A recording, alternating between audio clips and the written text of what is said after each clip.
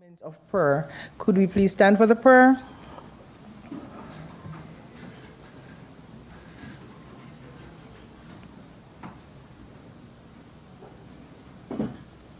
Let us bow our heads in reverence.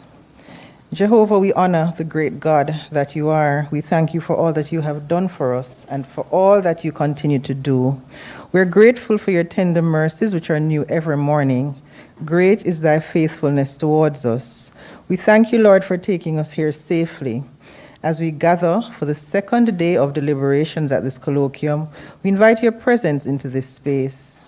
We pray for wisdom to synthesize the discussions and translate them into concrete, sustainable actions. We ask for your continued guidance as we seek to advance the welfare of the children of our nation and our region. May all that we do bring glory and honor to your precious name. These and other unmentioned things we ask in Jesus' name. Amen. Colleagues, yesterday we reflected on the rich legacy of Dudley Grant. We examined regional policy perspectives, explored child resilience and well-being, and engaged in rich discussions on teacher development, early childhood governance, and instructional design. Today, we will build on that foundation as we turn our attention to Jamaica's case studies, technology in education, diversity in practice, curriculum resilience, and the future of teacher training. Ladies and gentlemen, we now invite Professor Zoya Kincaid-Clark to the podium to deliver opening remarks. Professor Kincaid-Clark.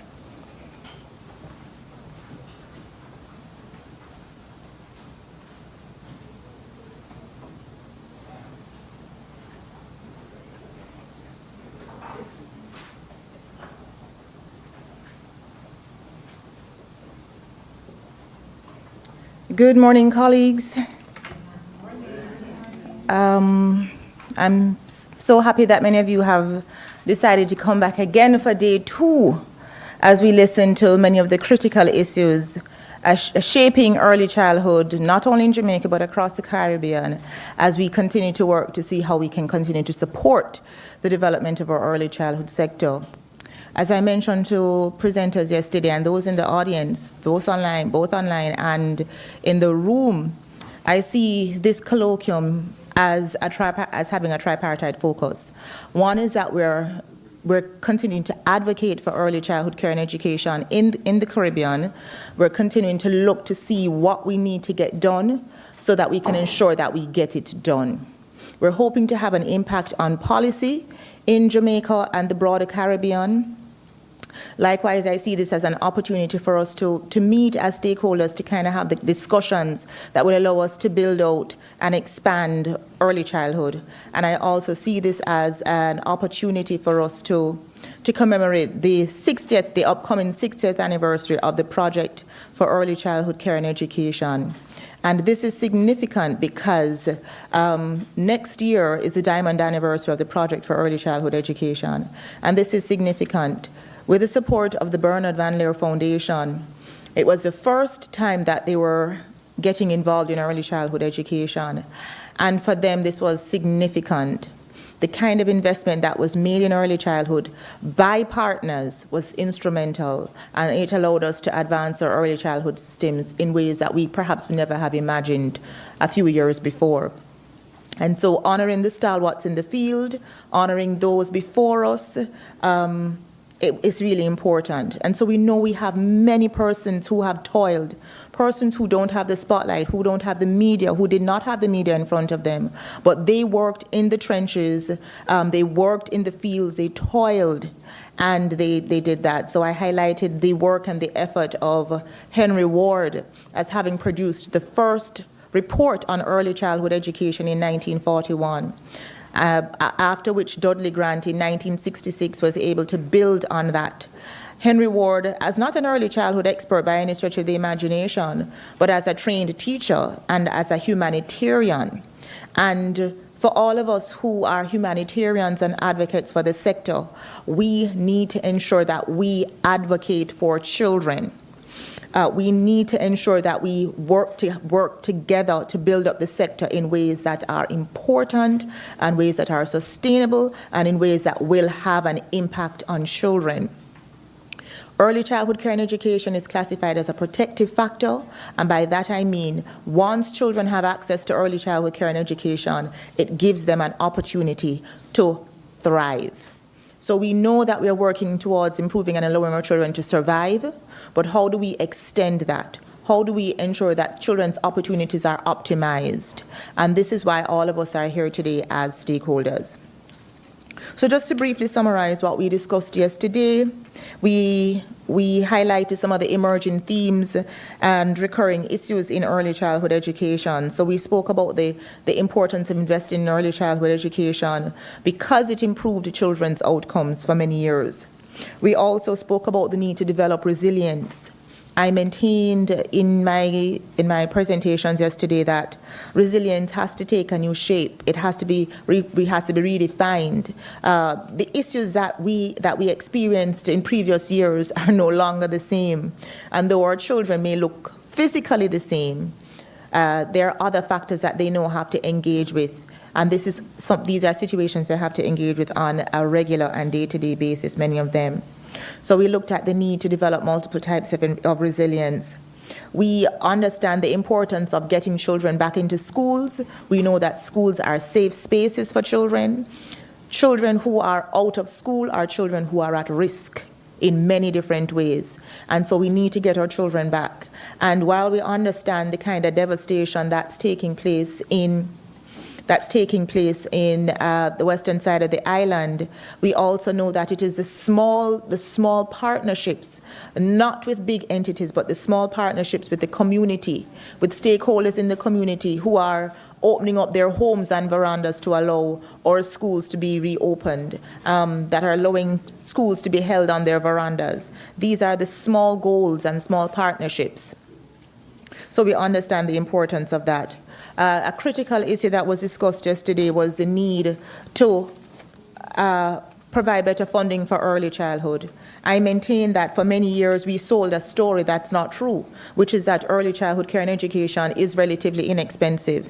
And that is the biggest lie that has been a disservice to our sector and the advancement of our sector for many years. And the assumption that once you're an early childhood teacher, remuneration does not need to be where it needs to be.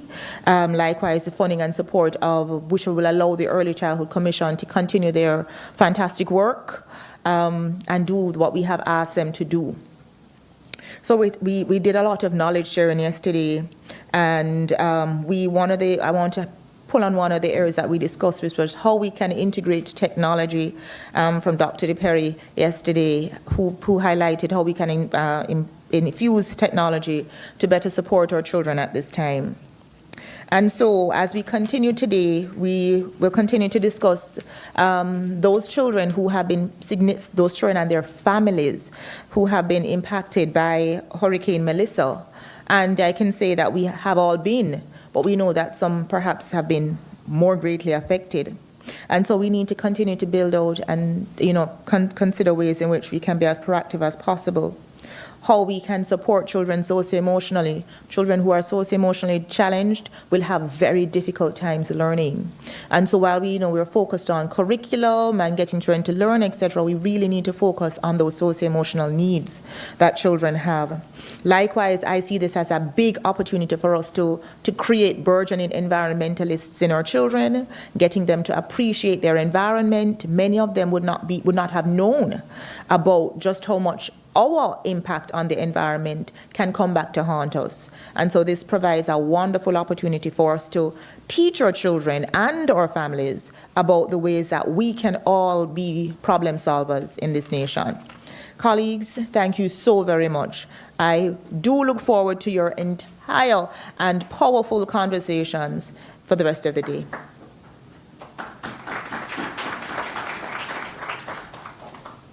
Thank you very much, Professor Kincaid-Clark, for that synopsis. Colleagues, at this time, we invite Professor Carmel Roof, Director of the School of Education, to bring us remarks on behalf of the school. Professor Roof?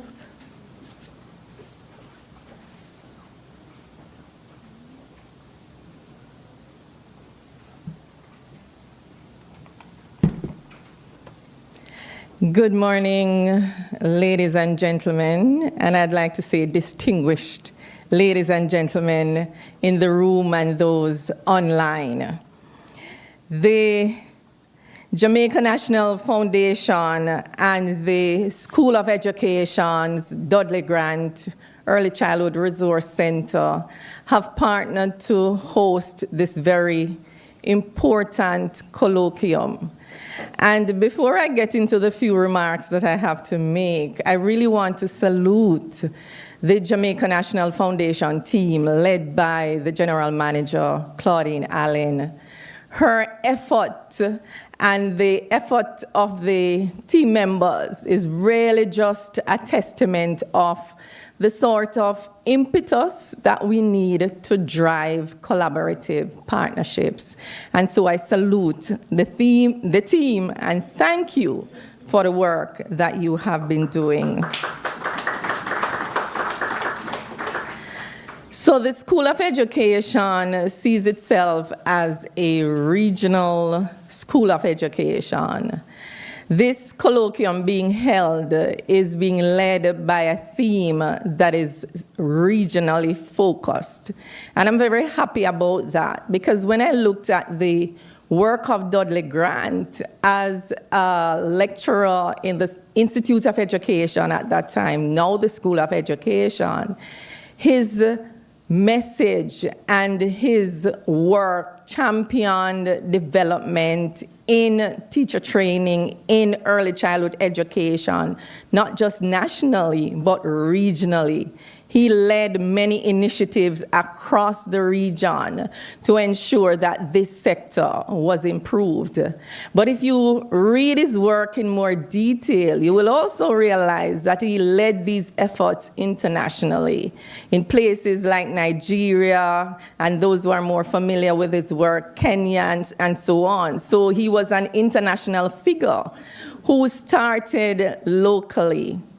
And with that, I say to us, as we meet together as a regional team, it is important for us to look within, to look at what it is that I can do to anchor the work that needs to be done in early childhood education and care.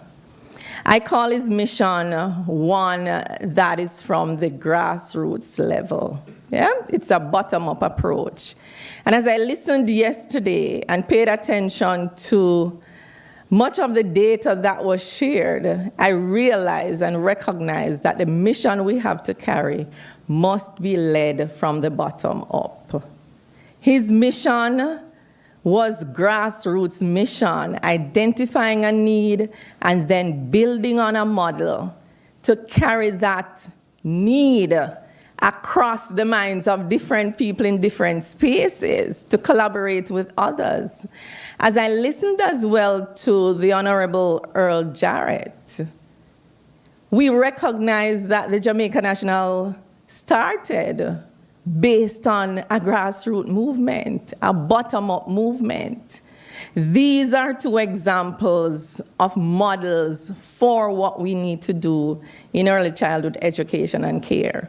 And so I'm calling on all of us to examine ourselves, to look within, to see what mission we can take on, and then how we can find partners to collaborate with to carry on this mission. I think another example I want to take from Dudley Grant's legacy is the fact that in the work that he did, he didn't just keep the work to himself. He found partners outside of education, people who were interested in helping him to share that mission.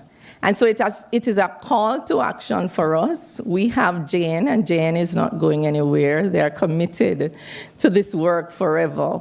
But we also need other partners who are not directly situated within the sector of education to partner with us. As a School of Education, we have the ideas.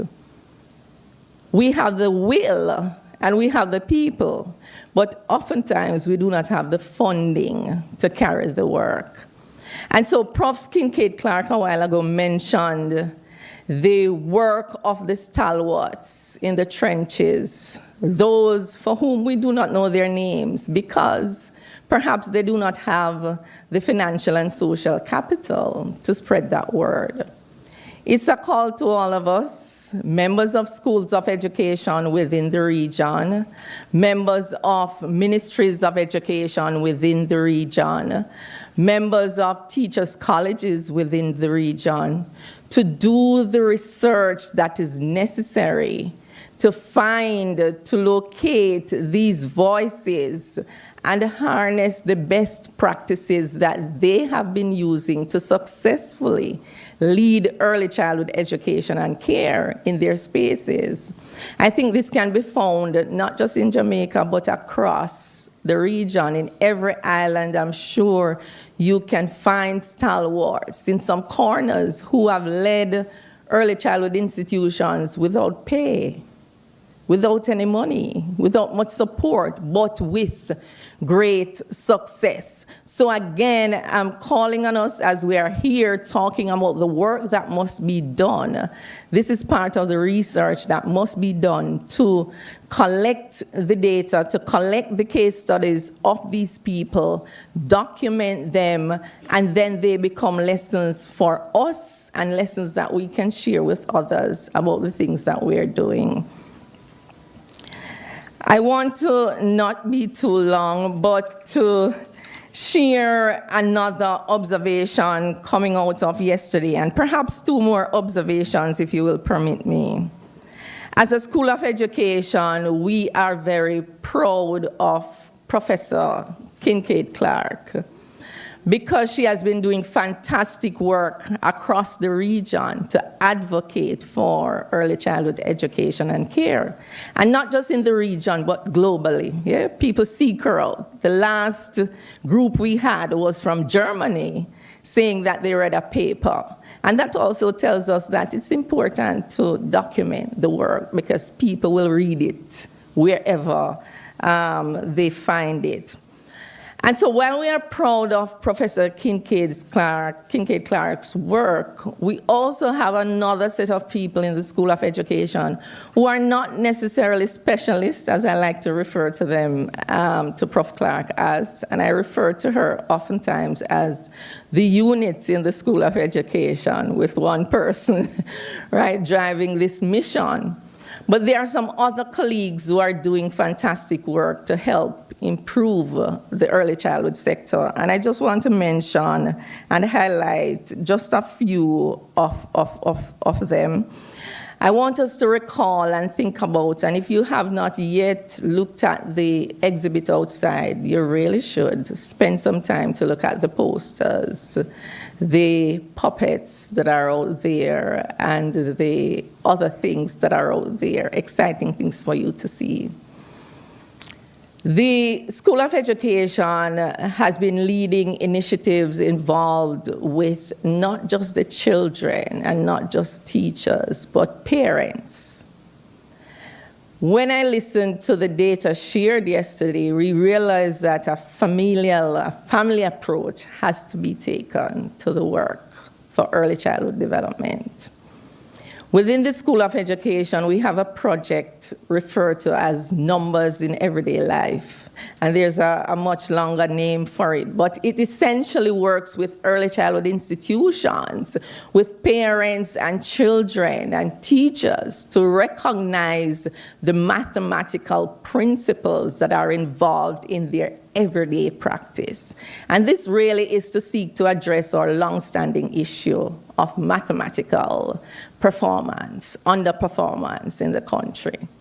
Another one, you would have met the colleagues yesterday, Professor Cook and Dr. Cole, who are leading the Insights into Children's Temperament project.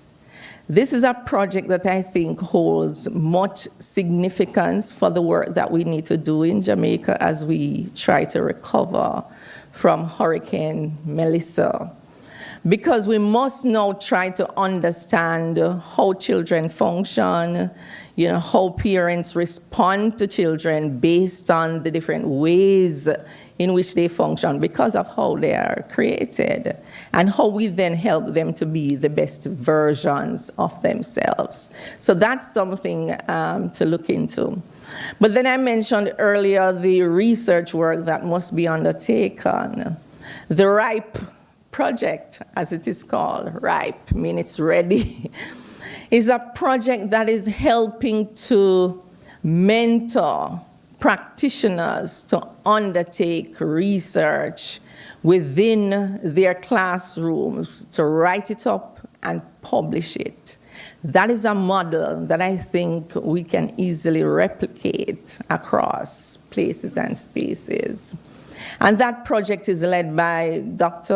Shanika McFarlane-Morris and Dr. Clavia McBean. So just briefly, some of the initiatives. I want to then close my remarks with something that, again, came out of the data yesterday.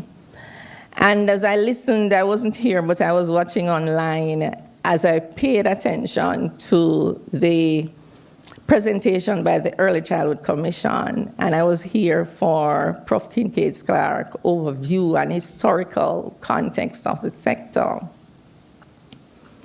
I said to myself, we have done a fantastic job of producing policies, standards, curricula for the system, but we are lagging and lacking in the implementation mechanism to drive those initiatives so that we can reach the outcomes that we desire.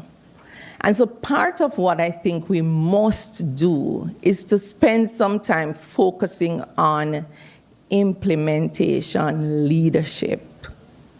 And as I listened to the Early Childhood Commission's next step in terms of the curriculum that you're developing, a critical part of that development must be a robust curriculum implementation plan.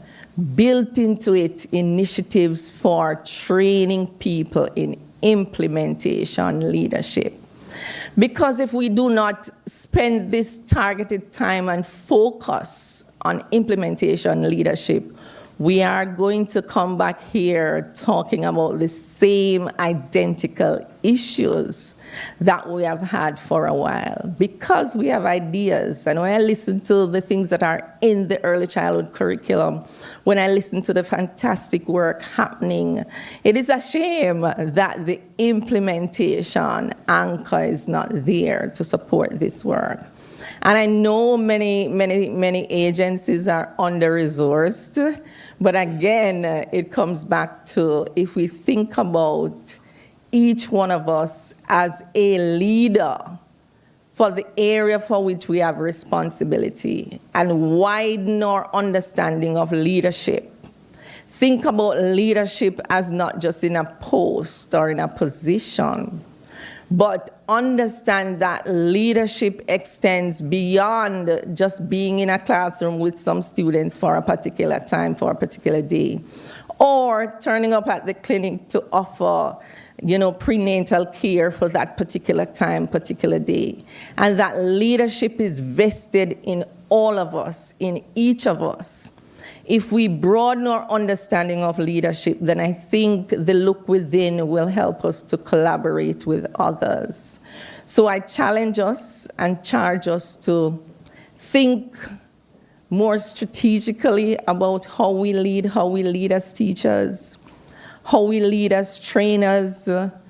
So if we think strategically about this, it also means that we will have an adaptive mindset where, for instance, that when the Early Childhood Commission goes out and you are going out with this adaptive mindset to say, I must now look differently at perhaps how institutions are interpreting the standards to respond to the needs of their people. It will then allow us to be more embracing of the indigenous ways that we find out there and the things that are not written in textbook but are working. So I encourage us, as a School of Education, we stand ready, we're willing, we're able, we have the intellectual capacity, we also have the practitioner-oriented capacity. Any one of us you see come up here from the School of Education, we would have spent time out there in small classroom spaces, in tight spaces, in under-resourced areas. But we are now at this place where we are saying we are leading and we're setting example of the kind of research and practitioner-oriented focus that we must take to the work that needs to be done. So if you're here and you have not yet joined us as a School of Education for any program, we respond to governments across the region. We have been doing this from the 1950s up to now. We design programs to suit your needs, whatever they are. Talk to us, reach out to us. We're here and we're ready because together we can and together we must. Thank you.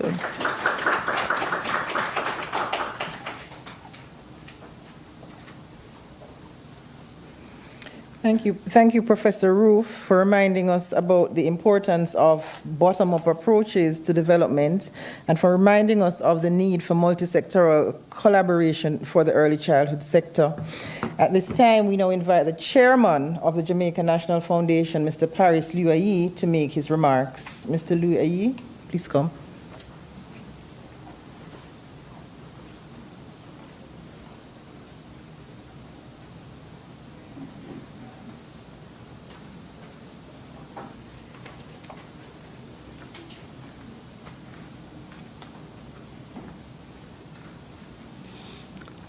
Good morning, everybody. Good morning. Hope you're all awake, like so early in the morning.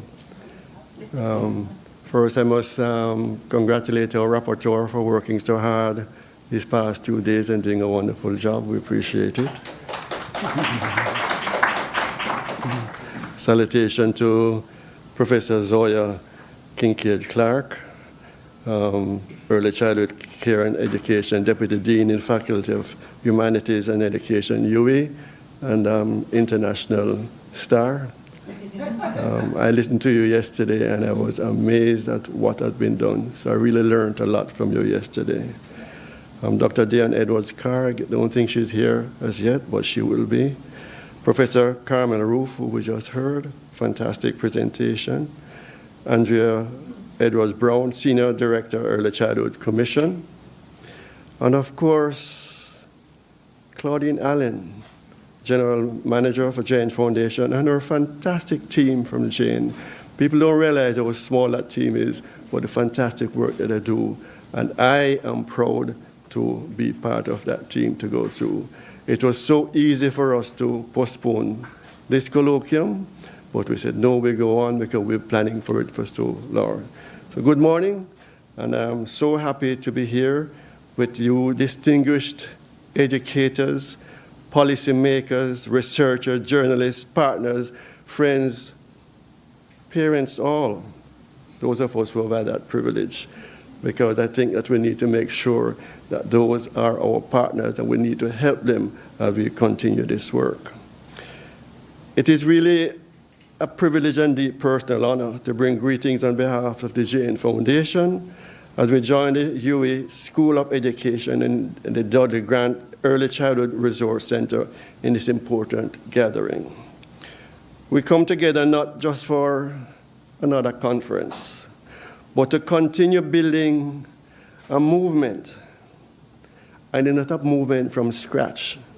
As we heard from Earl Jarrett yesterday and Zoya, it has been on for some time, and it's for us to enhance it and to strengthen it. It is a movement with purpose, urgency, and vision, a movement that will determine how our Caribbean prepares its next generation to lead, to innovate, and to thrive. But we cannot move on without, of course, as all the other speakers have said, honoring the legacy of Dudley Grant, or as Mr. Jarrett would say, Uncle Dudley, the father of early childhood education in Jamaica. His philosophy of educare, the seamless blend of care, play, and learning. And as reading, I did look at the posters outside. I came early, I looked at all of them, and I was saying, oh my God, look at these big words just describe very, very simple things, child play and what have you.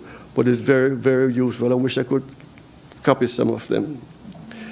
Reminds us that education is not the transfer of information in its nurturing of the whole child. We must nurture and support the curiosity and stop telling the child when they say, why mommy, why miss? Get them that curiosity to grow and to encourage it. Bless them with the confidence and nurture them, because that confidence, not because it's a forthright picnic, but because they're trying to grow and to find themselves. Build them in their character. And I keep on mentioning why we should talk about helping the parents. I remember what Minister Dana said yesterday when she spoke to this mother who didn't realize she'd been talking to the child before he was born and after. And I think back in terms of my experience, because I remember our house was like an ongoing school. But the funny thing is that these picnics were getting smarter than us very, very, very fast. And my wife, I remember hearing her teaching the little ones how to do math quickly, how to do shortcuts in doing calculation faster than anybody else can do on a computer, and how quickly they picked it up, which helped them when they went to school to be able to whiz in those areas. Rather than singing popular songs and stuff, she was teaching them geography, name of places.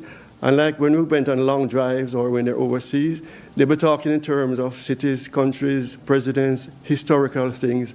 And this became second nature to them as they kept growing. I used to have a problem because if I'm reading a magazine or the newspaper, one of the little ones was sitting and said, turn the page, Dad, turn the page, we read so slow. Because he was reading along and passing me in terms of his reading. So you have to keep on encouraging him and keep him going. So that philosophy that Dudley Grant put must guide us now and more than ever. My focus today is on the power of the beginning. Because when we talk about early childhood education, we're not talking about playtime. And one of the things that I haven't heard yet, but in another lifetime, and I will tell you in early 2000, I had an opportunity for two big projects for UE. $1 million to help nursing, and $1 million to help early childhood education. The early childhood education flopped, and I had to return the money because they couldn't get their act together. What I hear you talking about today was fantastic. If that happened in early 2000, you would be able to get that like that. But it was not. That opportunity has gone, it's sailed. And this is why, at that time, I was not in the foundation. And when I saw this opportunity come, I said I need to grasp with both hands to make sure that we don't lose opportunities like that. But the other thing that struck me from then, that when we talk about early childhood education, there's a misconception out there by many people that they take early childhood education for daycare center. And that is the reason why they don't play or undervalue what it is all about. If only they knew the treasure and the goodness and the golden opportunity that they have for their children, perhaps they would think differently, and it's part of what we need to do to change that. Every time a child learns to express a thought, to share, to solve a problem, he or she is laying the foundation stones of our societies. And if we want creative citizens, strong economies, safe communities, it all begins in early childhood, when minds and hearts are open Hearts are curious and spirits are ready to learn, as I experienced myself. And this region, our Caribbean, knows the power of small beginnings. We are all small islands, mostly, some of them bigger than the others. But we have always produced great people, our artists, our early childhood education people, our scholars, our athletes, our scientists. They were all once toddlers sitting in a classroom guided by a teacher who believed in them and encouraged them. But we have a serious challenge. We have serious challenges like the shock from natural disasters, which can traumatize our little ones and set back the fragile early childhood sector. And Miss Melissa has brought that to the fore for us to be able to pay attention and to learn how to do that. And I was amazed by the presentation by our young minister yesterday. She obviously has grasped the meaning and what has to be done. And I've been around long enough to see many, many ministers of education, but I've never seen one like this before, who has involved herself and has been well prepared. And of course, she has some of the Jane DNA in her moving along. And that is why early childhood education is not a luxury. It is a strategic investment in our collective destiny. It is the most effective form of economic development policy, social protection policy, and crime prevention policy, all roll into one, and starting from very young. Across our region, from Jamaica to Trinidad and Tobago, from Barbados to Belize, from St. Lucia to the Bahamas, we share the same dream to build societies where every child, regardless of background and circumstance, had the chance to reach his or her full potential. And that dream begins with a child who is learning to count, to read, to share, and to believe in himself or herself, to help them to build that confidence that we need. And over these 2 days, you will exchange research and hear all the wonderful things that individuals are doing, the ideas in individuals. But let me challenge you, do not let this just be another academic exercise. Let it be the birthplace of a Caribbean-wide action plan. And what better place to start that than at the UWI regional headquarters, University of the West Indies coming together. Let it be bold, coordinated, practical, and achievable. Educators, keep the child at the center.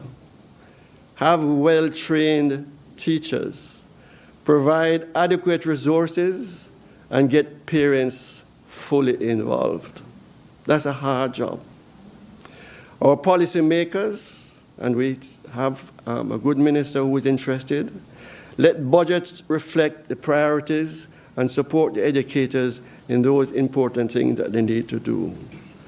Researchers, ground your decisions in evidence and experience, not untested assumptions. And our journalists among us, keep this conversation alive in the homes of our people and the ears of our policymakers. Make them understand and know what all those unsung heroes in the trenches are doing and bring it to the fore. These are important things for us to have. And each of you hold a piece of the puzzle, but only together do we create the complete picture.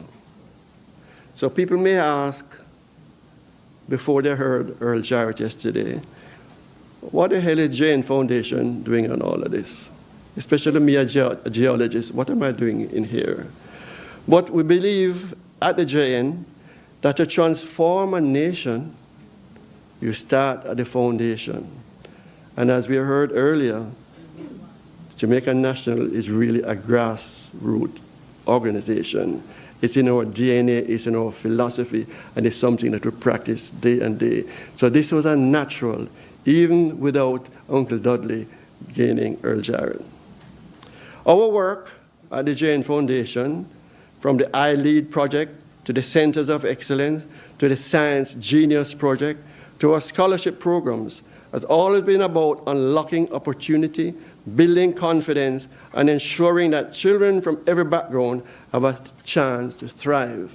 And those of you who want to know more about this, Claudine and her team are here. They can give you more information in those areas. And that is why 40% of the relief donations from the Jamaica National is going towards early childhood institutions. These initiatives are not standalone programs.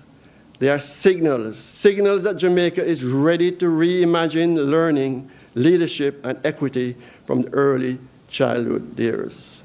And we are proud to stand shoulder to shoulder with UWI and our regional partners in strengthening this foundation. Let us be clear. The stakes are high, very high. And if we fail the youngest learners, we limit our growth, our national growth, our personal growth. But if we give them strong starts, we unleash the power that lifts entire nations. Every dollar invested in early childhood multiplies. It has a fantastic multiplier effect in productivity, in health, in stability, and in hope. A child, we must realize, is not a vessel to be filled, but a light to be ignited, and we are the sparks. Our job is to keep that light burning and to fan it into a big breeze. After these 2 days, the real test of this conference will not be the applause at the end of the final session after it's closed. It will be the impact we see 5, 10, 15, and 20 years from now in the young people who think critically, care deeply, and act decisively for the common good. Let us therefore commit to leave the gathering not just with notes and reports, but renewed energy, shared resolve, and clear actionable commitments. Because the measure of our success will not be what we say here, but in what our children become as a result of what we do. Let our action plan be bold, and let us prepare it because the minister asked us to send a report for it to be able to be actioned. Grounded in research, yes, but fueled by our courage and commitment. For us to inspire governments, and we have friends in government who will support us. Empower our teachers to reignite the parents, and I can't emphasize it more that we need to get to the parents. And all of this to help in transforming communities. Because what you create here will echo across the Caribbean, in the laughter of our little children, in the confidence of young learners, and in communities that finally see early childhood education as everybody's business. This is a culture that we need to develop, and it doesn't happen by accident. We have to plan it and execute it expertly. I'd like to leave a little word with you, thought about it. That if we build strong, confident children, we will not have to repair broken adults. Think about that. So that is the job that we have to do. Let this be the moment when the Caribbean stood united here at UWI, committed to building strong children, strong schools, and strong futures. Let us leave here with purpose. Let us leave here with courage. Let us leave here determined, because together we can make early childhood education the cornerstone of Caribbean transformation.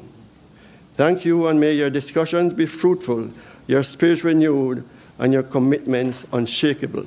And remember, please remember, this little light of mine, I'm gonna let it shine. This little light of mine, I'm gonna let it shine.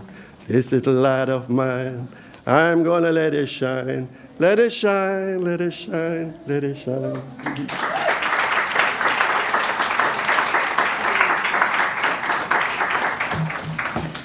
Thank you so much, Chairman. We're grateful for the partnership and the solid commitment of the Jamaica National Foundation. Thank you for reminding us, Chairman, about the importance of nurturing confident children and nurturing their curiosity. At this time, we pause to welcome Professor Maureen Sams-Vaughan, who will make a presentation on a Jamaican case study. The title of that case study is The State of Play, an exploration of the reality of early childhood education in Latin America and the Caribbean. Professor Emerita Maureen Sams-Vaughan is a distinguished child health and development expert whose pioneering research, clinical work, and policy leadership have shaped early childhood development in Jamaica and the wider Caribbean. She served as the UWI's first professor of child health, child development, and behavior, and was the inaugural chair of the Early Childhood Commission, where she led the creation of Jamaica's first national strategic plan for early childhood development.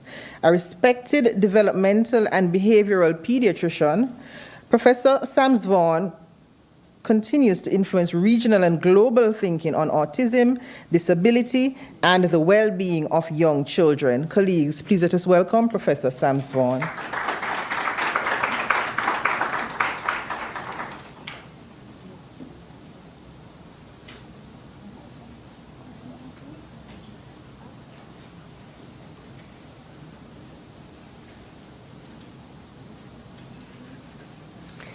Good morning, everyone. Thank you for that introduction. It's really good to be here. And I want to thank Jamaica National for inviting me to speak at this important meeting. I'm usually a dud with these things, so let's see what I'm going to do today. Yesterday I used the up, it didn't work. All right, Rebecca. Rebecca here to save the day. Let me see. Let's see. Are they going to give me the first slide, or is it supposed to work? Where am I supposed to be directing it? There we go. All right. Thank you. You said I'm to use the down, Rebecca. That's what it worked yesterday. That's what worked yesterday. All right. Okay. So we're going to talk a little bit about play. I'm going to first define play, and then we're going to talk about play as a right of children. And look a little bit about the social stages of play and the importance of play. I have a bit of research. I pulled out a bit of research on what we know about play in children in Jamaica. And then we're going to look at some of the things that prevent play and the solutions that we need. And then I'm going to touch a little bit on children in adversity and how important play is for that. So let's start with the definition. So first I wanted you to think a little bit about what did you play as a child? Some of the young people in here might not even know some of these things that are up here. I'm sure Mr. Leo knows these things. Know every one of them. Is there anybody who doesn't know any of these things? Oh, wow. Yeah, so, kids make things. And then there's hopscotch and the slingshot over there. We played with some pretty dangerous things when we were young, right? A slingshot. And I remember throwing peanuts up in the air and catching it in my mouth. Now I teach parents, do not give peanuts to children. Okay, because peanuts are the most common thing found in the lungs of children. So they aspirate. So if you're going to give peanuts to children, they have to be a little bit older, and they need to be sitting to eat them quietly, not running around, not throwing things up and catching them. All right, so that was just, it's important. What do you play now? Do you still play? Because you should still be playing. Yes, so children have moved from this. And if you notice how much physical activity is involved in all of those, right? Now the only physical activity is the thumbs. All right, so play is an engagement in activity for enjoyment and recreation rather than a serious or practical purpose. It's an activity that is intrinsically motivated, so it comes out of you. It's part of your creative nature. It entails active engagement, and it results in joyful discovery. It's voluntary, and it has no extrinsic goals. It is fun. It is spontaneous. But play, it's, as much as it is fun and spontaneous, we recognize it as a right of children. So the UNCRC, Article 31, indicates that state parties should recognize the right of the child to rest and to leisure, to engage in play and recreational activities appropriate to the age of the child, and to participate freely in cultural life and the arts. And they should respect and promote the right of the child to participate fully in cultural and artistic life, and shall encourage the provision of appropriate and equal opportunities for cultural, artistic, recreational, and leisure activity. So we recognize this, and it's good for us to be remembering this in November. We just celebrated International Children's Day. International Children's Day is the day when the UNCRC was adopted by the UN. So we've just recognized that in November. So there are different types of play. And most of these types of play start at 0 up there and begin at about 4 down the bottom. So we recognize that children, even babies, are playing. So the movements that they make with their hands, it is the beginning of play. Then we recognize solitary play. Children start to play on their own. They don't seem to notice other children. They're just happy playing by themselves. And then the third stage of social play is onlooker play. They watch the other kids play. They don't quite know how to get there yet and how to interact. They may engage by asking some questions, but they're not actually engaged in playing with someone. And then we recognize parallel play. You know, sometimes when I'm asking parents about how their children play, oh yes, they play. And then when you get deeper in, you realize that the kids are playing by themselves. They notice that there are other kids there, but they're not actually interactively playing yet. And then there's associative play. They start asking questions of each other, and they're doing things to achieve the same goal, but they're still not yet playing together.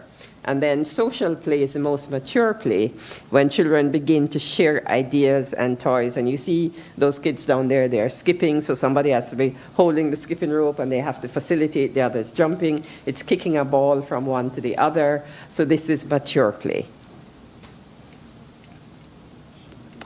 But how important is play? Well, play has been shown to actually build the structure of the brain. It has direct and indirect effects on brain structure and functioning from the very molecular level, and I have a couple of slides there that I'm going to show you later on, which is what we call the epigenetic structure. I mean, you know, we are really just a bag of chemicals and liquids when we really think what we come down to. And that's where everything happens at that level. And then we get to the cellular level where, you know, if you remember your biology about your nerve cells and those little connections, at the cellular level, we're also having impacts on play. And then at the behavioral level, we're seeing socio-emotional changes and executive function skills that promote learning and allow us to adapt and to engage in pro-social behavior. So play is really, really important. Play actually increases a chemical brain-derived neurotrophic factor called BDNF, and it supports the survival of existing nerve cells. So those of us who, you know, we can't remember things so well these days or so, you know, you want to support that survival of those existing nerve cells, you better get out there and play, right? It encourages growth and differentiation of new neurons and synapses. It's important for long-term memory and also for social learning. It also activates norepinephrine, which facilitates connection at the synapses and improves brain plasticity. It also reduces the stress hormone, cortisol. High amounts of play are associated with low levels of cortisol. And children who play are more resilient to toxic stress and can better cope with adversity. So this is what is happening between birth and 6 years. Remember, we want those synapses to increase. So between birth and 6 years, they're multiplying. And then after that, between 6 and 14 years, the ones we're not using are going away, okay? So if we keep on using the important ones, they stay. I'm really happy that I don't have pictures of 30 and 40 and 50 years old up there, because some of us would get really worried. So, but they're not there. They're not there for a very good reason. And this is what's happening right as we get down to the nerve cells, right at those synapses. That's where play is working, right with the norepinephrine and the chemicals. That's exactly where it's working. So, and we have studies that we do in rats, and when we can't do the studies on humans because they're not ethical, and so then we go to some animal work. And rats that were able to play had heavier and more complex brains. And the main part of the brain that was impacted was the prefrontal cortex, which is right behind here, right? Those who were not and had smaller brains were also less competent at problem solving, and they were also less sociable. So we've gone through now the biochemistry of all of it. We know where it works. We know what it's doing. But what do we see? So the prefrontal cortex right behind here is responsible for executive function. And executive function is responsible for all the things we want kids to have. Good planning skills, good organizational skills, good self-control, task initiation without needing supervision for that, time management, higher order thinking, metacognition, working memory, which is the ability to manipulate things in your mind. It's what you use when you say in class, no writing, do this in your head. All right, that's working memory that we're using for that. Attention and focus, flexibility or adaptability, and perseverance, or the ability to stick to a task and complete a task. So all of that is being controlled by the prefrontal cortex, which is where play is having its major effect. There are other brain impacts. Play enhances curiosity, which facilitates memory and learning, and we can actually see this on the MRIs.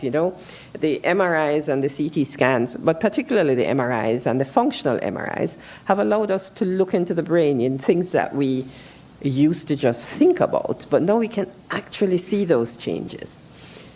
And we've seen the reduction in stress, the reduction in anxiety, and the development of resilience. And I mention again in adverse situations because we're going to come to that at the end.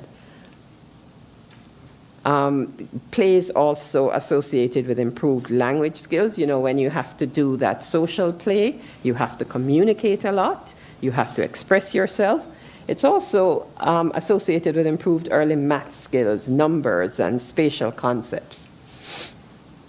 In terms of prosocial behavior, I mentioned problem solving before. You also, particularly in social play, you need to learn how to cooperate. You need to learn how to negotiate. You learn about rules. And therefore, with all of that happening, you get children who learn more about peer relationships. And of course, as long as the play is just not in front of a screen and it's outside, then you get impacts on health. So you get more healthy weight, you get good BMIs, decreased obesity, get improved muscle and joint health, more range of motion, more agility, more coordination and balance.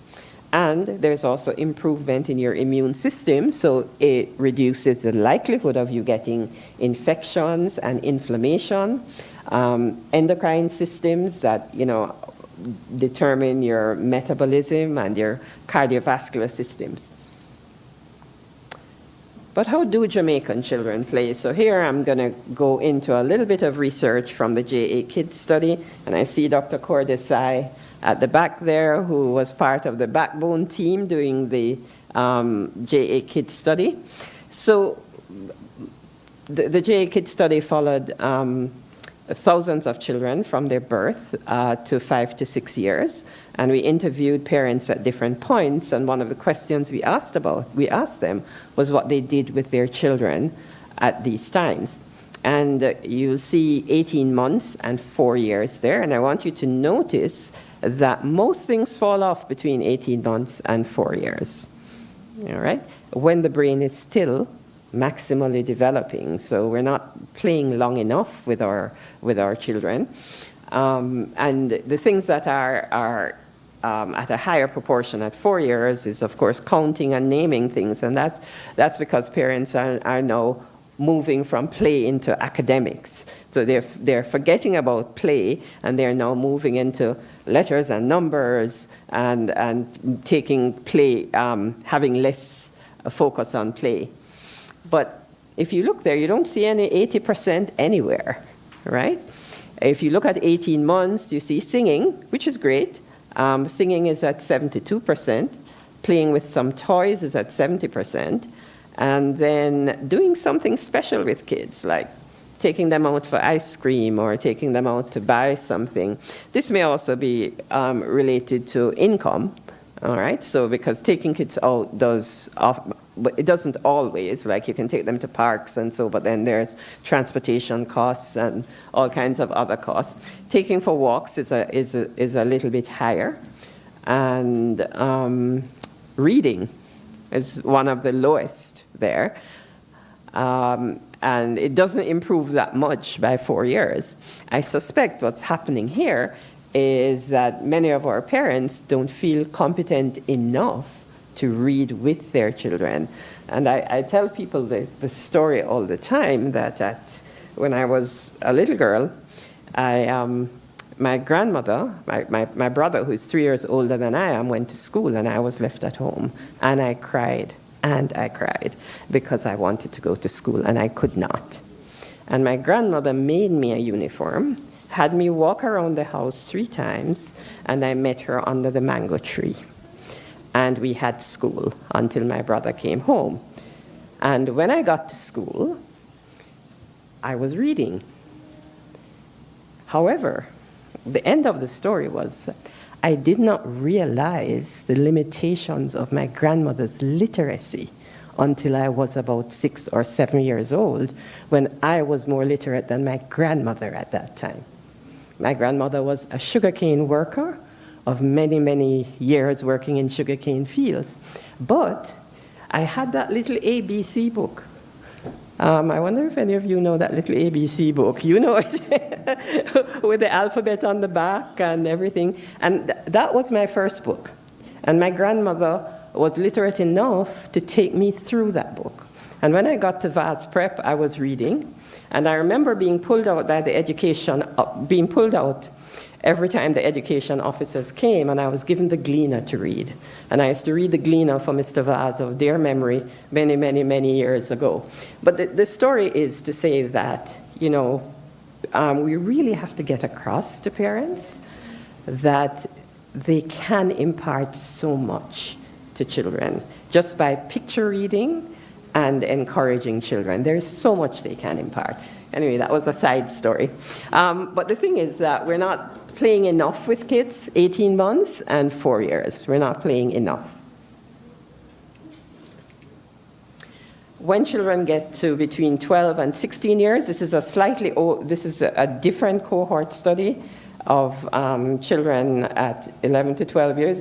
This is the kids born in 1986. And we see a distinct difference between boys and girls in terms of their leisure activities. This time now they're in, you know, extracurricular activities at school, but you see that difference there between boys and girls, noticeable difference. And then you see what is happening when they get older. You see that between 6 and 12 years, we have television viewing time increasing. Remember, this was long ago, okay? These kids were born in 1986. This was long ago. I'm sure this is much more horrific now, okay? So there weren't the iPads and all of that at this time. And the later research of this showed that 2 hours of screen time per day led to reduction in children's academic performance. 2 hours. And this was local work, but it was also the same time period was actually found in the United States, which is why the recommendation now is that screen time for children from 6 years and above should not exceed 2 hours. Yeah. So what prevents us from playing? Well, here we go. First, play is not seen as important. How many of us have been told that we romp too much? We know that, right? Everybody knows that. You romp too much. And then there's an overfocus on academic achievement. You know, it's really great that our parents like children to achieve. And we have to build on that achievement, but we also have to build in the bit that play is still really important for children. So there's also the inability to afford expensive toys, parents who feel that they have to have these Fisher-Price type things, right? And if you remember my first slide, everything there was kind of made, right? And then the ability to afford expensive toys is also a problem, because you buy these expensive things that sometimes require batteries. You know, when batteries die, parents can't keep buying them, and the toys lose their implicit value for the children. So both an inability and an ability to afford expensive toys are problems. Low-income families, sometimes parents just barely making it through the day working, less time to play because of work. And then high-income families, same thing happens, you know. People at office all day and children being raised by the television and nannies. So we have things happening at both ends that are not good for our children. Absence of safe places to play. This is a real problem for some children, depending on where they live. There are not enough parks. We've done really great in creating parks now. We have so many more than we used to have. We still need more, but some kids live in communities where parents tell you they keep them inside because it's not safe. And I just mentioned the parks a while ago. Whoops, what did I do? I knew I was going to do something wrong. Thank you. So what do we have to do to improve children's play? A play policy, really important.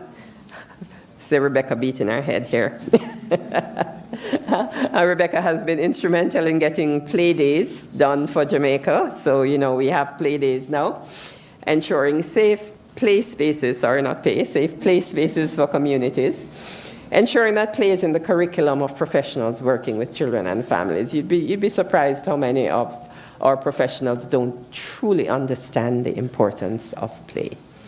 And that our parenting programs must include an emphasis on play. So this is at the government level in terms of policy and provision. But there are roles for communities to ensure that there are safe places for play. You know, there are some communities that parents actually go and stand up by the play areas to make sure that the children are okay. You know, we've put slides and swings and things in some communities, and sometimes the adults go there and run the children away. I guess because they never had access to those things when they were little, but we see that happen sometimes. You also need to ensure supervision, because children do need supervision when they play, and you have to protect the existing facilities because they do need someone to be around. In terms of teachers need to be encouraged to play with children. You know, we have a habit here of early work in Jamaica. I would just love us to have early play too. Yeah, that some days it's early play rather than early work. Yeah. And recognize playful learning as an important complement to didactic learning. The information economy is very different from the past industrial economy. Innovation is now critical to our development. More innovation, less imitation. You know, we believe children are doing well because they can recite what we just said. That's not getting us anywhere in life these days. More creativity, less conformity, and children learn better when they play a role in their own learning. Teaching by rote or memorization must be replaced by innovation, application, and transfer. And parents should be encouraged to play with their children and encouraged to have children to have both supervised and unstructured time to play, because children need both. So I was asked after this presentation, you know, Melissa happened afterwards, and so I wanted to talk a little bit about children in the adversity of hurricanes. And, you know, one of the good things that happened out of a hurricane, Hurricane Katrina, was that it happened in a country, a highly developed country, the United States, but happening in that country meant that a lot of research was done. And because of that, we have a lot of research on what happened to children and families. And not only was the research looked at immediately, the research was looked at 10 years down the road, because Hurricane Katrina was a Category 3, all right? It was a 5. It was a 5 before it hit the US, but it was a 3. But it damaged Louisiana, particularly New Orleans, because of the water, because New Orleans is below sea level. So we had, and it still ranks as one of the deadliest and costliest storms to the US. And it primarily hit poor, predominantly black communities. And Louisiana was one of those states that had the poorest health before the hurricane hit. So Louisiana was a third world country, kind of, as a state, right? 1,833 deaths, 1 million homes destroyed, more than 1 million were displaced, and of that 1 million, 37% were said to be children. There's $200 billion in damage, and it took 43 days for the flooding to resolve. So you see what we're seeing here with the flooding that we're having out in Manchester and all these places? This gives us a little reality check when we see what happened in Katrina. A huge reality check, not just a little one. So the impacts on children and families were this: population shifts. I don't know if you can see the bars down there, 2005, 2006, and 2014. Huge drop in population as people were displaced. There's been a bit of a recovery, but not to where it was. All right, so 9 years down the road, 9 years down the road, not 3 weeks, okay? We are at 3 weeks. 9 years down the road, population displacement has not, population replacement following displacement has not occurred. And people were living in unstable conditions for a long time. After 1 year, 500,000 were still in trailer parks. All right, 1 year. Nearly half of the households were still living in unstable conditions, and 5 years after, 60% of displaced people were saying that they were still living in conditions that were worse than before the hurricane. So this is just a little, you know, sometimes I hear, you know, persons on the radio, oh, everything is not moving fast enough, and I'm here saying, we're talking about half our population, you know. we're not talking about a small number, and while things are harsh, it's very hard to recover from something that's so devastating very quickly. You know, we talked a little bit earlier about adults and the importance of parents, and that's why I first talk about what was happening with adults. 2 years after the hurricane, displaced adults were twice as likely to report being in fair or poor health. When adults are in poor health, children are in worse health. Yeah? 10 years later, the proportion of persons who felt that their healthcare services were not as available to them was as high as 54%. That's half. That's a half of people who still felt that they were not getting adequate health care. 10 years. But it had fallen from 85%, which was almost everybody. So that's good. And healthcare changes happened because doctors and nurses migrated out. Clinics were damaged and closed, much as similar to what is happening to us here. People were out of medication. There were no pharmacies. And let's look at what happened to children. Of course, children suffered the most intense and prolonged effects from the hurricane. 1 year later, parents were 3 times more likely to describe their children's health as fair or poor. 2 years later, children were 4 times more likely to be rated in fair or poor health. For adults, remember, it was 2 times. For children, it was 4 times. 40% of children with pre-existing conditions, the storm exacerbated. So children with asthma there were more admissions for children with asthma. They didn't have any medication to get.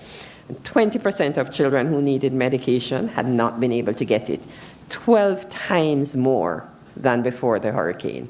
So we understand what's going to happen with physical health, but mental health. Persons who were displaced for years had higher rates and more longer-lasting mental health problems. 2 years after, 70% of people who were displaced and living in the trailer parks had symptoms of depression, with almost 60% having major depression. Not just mild depression, major depression, which requires medication, which requires frequent counseling.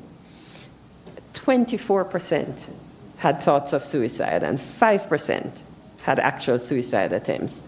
2/3 had received no treatment. It took 10 years for mental health problems to return to an average level. 10 years. And then children. 43% of children had post-traumatic symptoms after 1 year. 4 to 5 years later, 45% still had psychological or emotional problems that were not there before. And fewer than a half of parents were able to access professional services. In terms of education, more than half the children had a drop in their grades. It took 1 to 2 years for children who were displaced to adjust to their new schools. 30,000 children never returned to school. All right. Children who were relocated sooner did better in school than students with longer periods of displacement and those who were enrolled in places that were far away from them. So the lessons that Katrina has for us is that we have to stabilize adult and children's living as soon as possible. But as soon as possible tells us, when we look at the time that it took the US to get itself together for persons in Katrina, a developed country, we see the problem in front of us. All right, but we are going to turn our hand, make fashion. I think we can do that a little bit better. Yeah, I think we know a little bit better. I venture to say that our population is more resilient because we've had to struggle. When you've had to struggle a little bit, you build resilience through a bit of struggle, right? We really need to provide good physical and mental health support. And we need to place children back in schools as soon as possible. And I know UNICEF is providing us with tents for us to get children back together. That alone is going to improve their mental health. And with that, it's going to be, because once children get together, they are going to start playing, right? And what we need to do is ensure that children are playing, providing them with the play material and the resources because of what I said earlier. Remember, play reduces the stress hormones, it reduces anxiety, all right, and it builds resilience. So play is an important aspect of addressing adversity, which is where we are. So I brought this back because this was a slide I showed earlier, just to say what play does and why play is so important for our children in the West. Thank you so much for listening to me.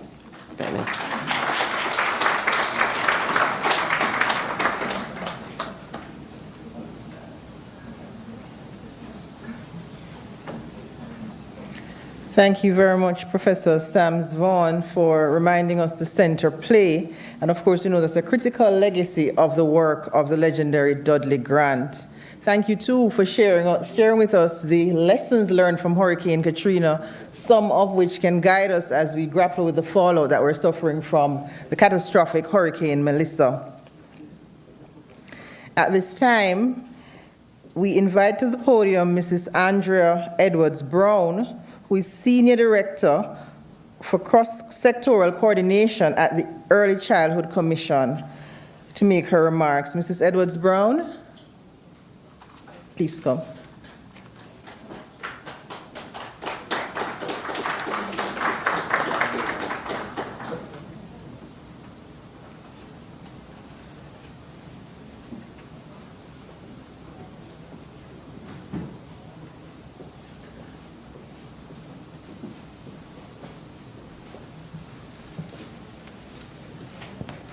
Good morning, everyone. I have a number of things today, but I'm happy to be here to share at the colloquium to Mr. Paris Louis Ayi, Chairman of the Jane Foundation, Ms. Claudine Allen, Professor Zoya Kincaid Clark, good morning. Good morning to all our distinguished guests, ladies and gentlemen.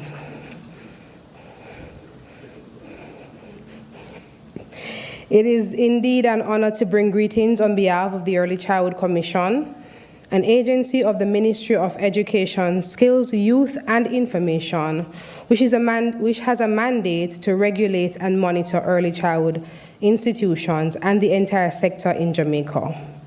Today's colloquium takes place at a defining moment for early childhood development in our nation. Considering our recent passage of Hurricane Melissa, we know that our babies some of them are outside as we speak, some of them are not in early childhood institutions. And at the Early Child Commission, that is a grave concern for us.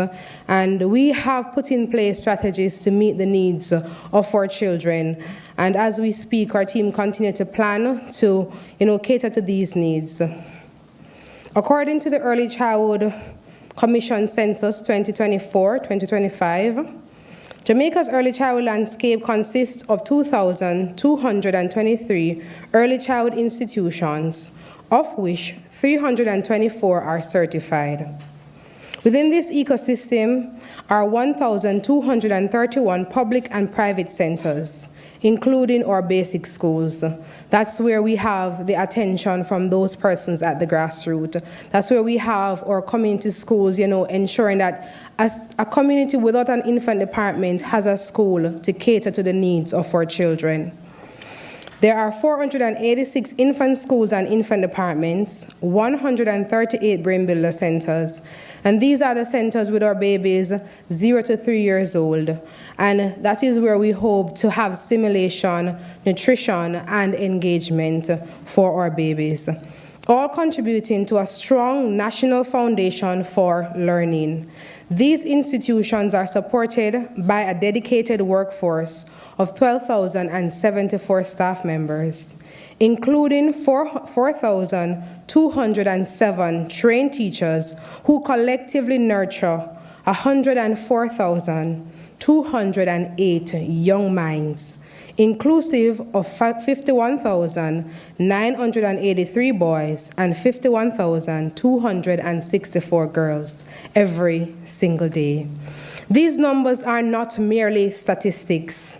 They represent families, communities, and the future workforce of Jamaica.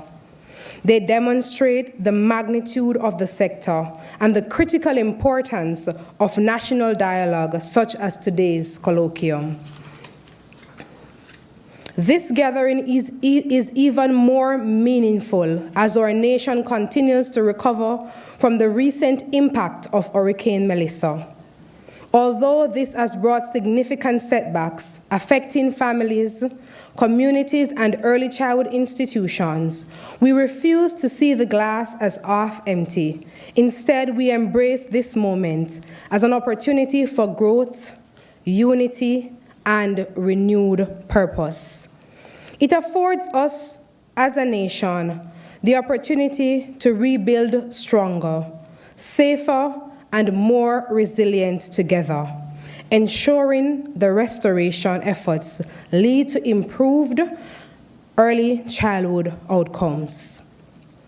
This event is particularly significant as it salutes the remarkable legacy of Dudley Grant, the pioneer of early childhood education in Jamaica and the wider Caribbean. His philosophy, grounded in child-centered, culturally relevant, and holistic education, remains the backbone of the early childhood sector. As we gather today, we continue to stand on his shoulders, advancing the vision he first crafted for equity, access, and developmental excellence in the earliest years of life. The relevance of this colloquium is reaffirmed by global priorities such as the Tashkent Declaration and the recent UNESCO-UNICEF 2024 Global Report on Early Childhood Care and Education. These frameworks emphasize that early learning is foundational to lifelong outcomes, national development, and social well-being.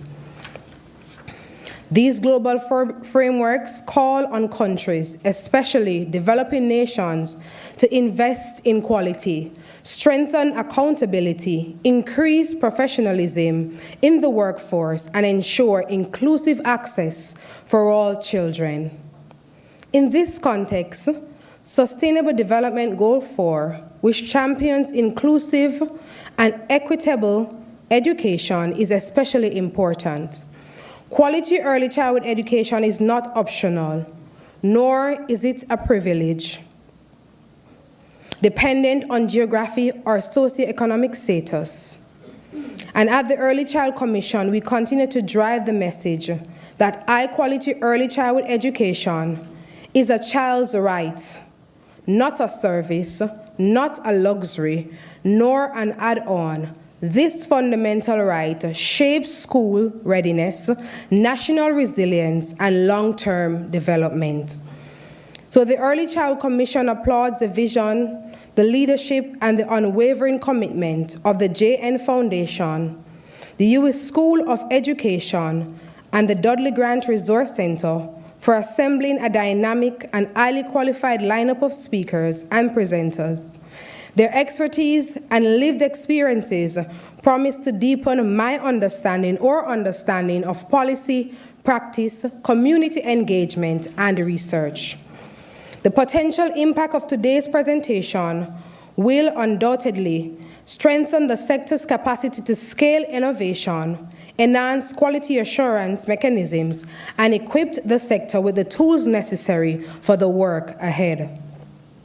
In closing, let us remember the powerful words of Frederick Douglass, who says, "It is easier to build strong children than to repair broken men." May today's colloquium strengthen our collective resolves to build stronger children, stronger systems, and a stronger Jamaica. Thank you.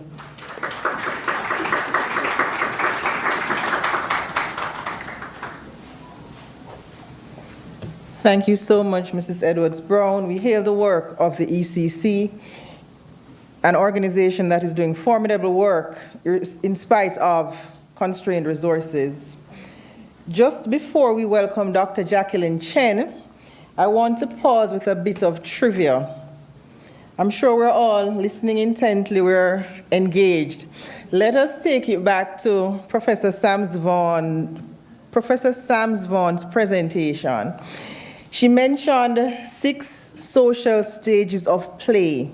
I want to ask one individual to tell me 2 of those social stages of play. Don't yell at me all at once. Let me see a raised hand.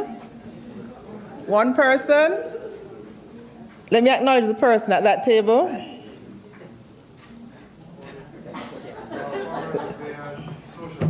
Say that again for me, please. Excellent. We'll invite a colleague from Jane to give you a token. So we're listening. I'm happy about that. All right. So now we invite Dr. Jacqueline Chen to make her presentation on the lived experiences of first-year early childhood education teachers. Dr. Jacqueline Chen's professional career began in the banking sector. However, her passion for working with young children led her to transition into the teaching profession with a special focus on early childhood education, a decision she has never regretted. Over the past 30 years, and looking at her, you wouldn't think so, she has worked with both young children and student teachers, developing extensive knowledge, expertise, and a deep commitment to the sector. 23 of those years have been spent at the tertiary level, where she mentors and trains prospective teachers who will shape the next generation. This work inspired her PhD research, which explores the lived experiences of early childhood teachers. Dr. Chen is currently a vice principal at a teachers college her dedication to early childhood education remains unwavering as she continues to make meaningful contributions to this foundational stage of the education sector. Colleagues, please put your hands together for Dr. Jacqueline Chen.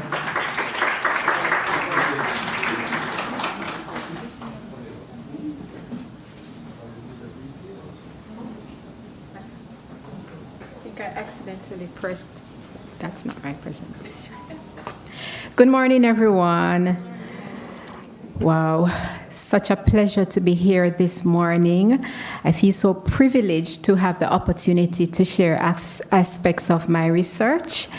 And before I get into my actual presentation, I'd like to acknowledge my supervisors, Professor Zoya Kincaid-Clark and Dr. Dan McCallum. I'm not sure she's here yet, but I just want to acknowledge them for being with me from the start to the end of my PhD journey. So my title being an exploration of the lived first-year teaching experiences of 5 early childhood teachers in Jamaica, a phenomenological study. So I'll be representing a different group. I'll be the voice, I'll be the advocate for a group that I haven't heard much persons talking about yet. But after my presentation, I'm sure you'll be speaking about them. So first I'd like to start, I have to manage. No? Okay. I did my introduction. Which way am I going? Okay, so it's down. All right, so first I'd like to start off with a personal experience. I, being a newly qualified teacher many years ago, trained early childhood teacher, I remembered my transition into the profession. And even though I was excited, I was very nervous because finally I was going to be in charge of my own group of 4-year-olds all on my own. I know among us we have many teachers in here. Do you remember your first day as a teacher in the classroom?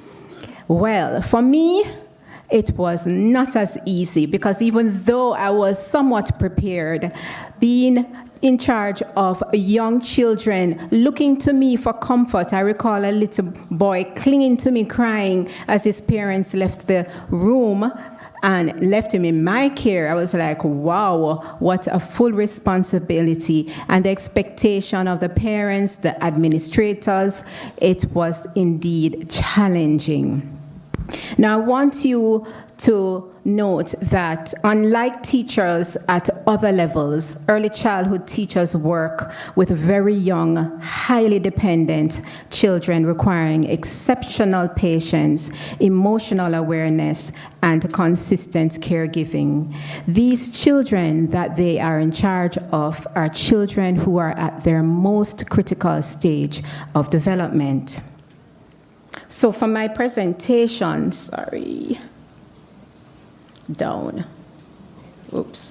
back up. For my presentation, I will be focusing on my central research question, which was, what are the lived induction experiences of 5 early childhood teachers during their first year in the profession? And based off the findings, and of course supported by literature, I'm just going to give you a brief synopsis of the themes that emerged from those rich descriptions.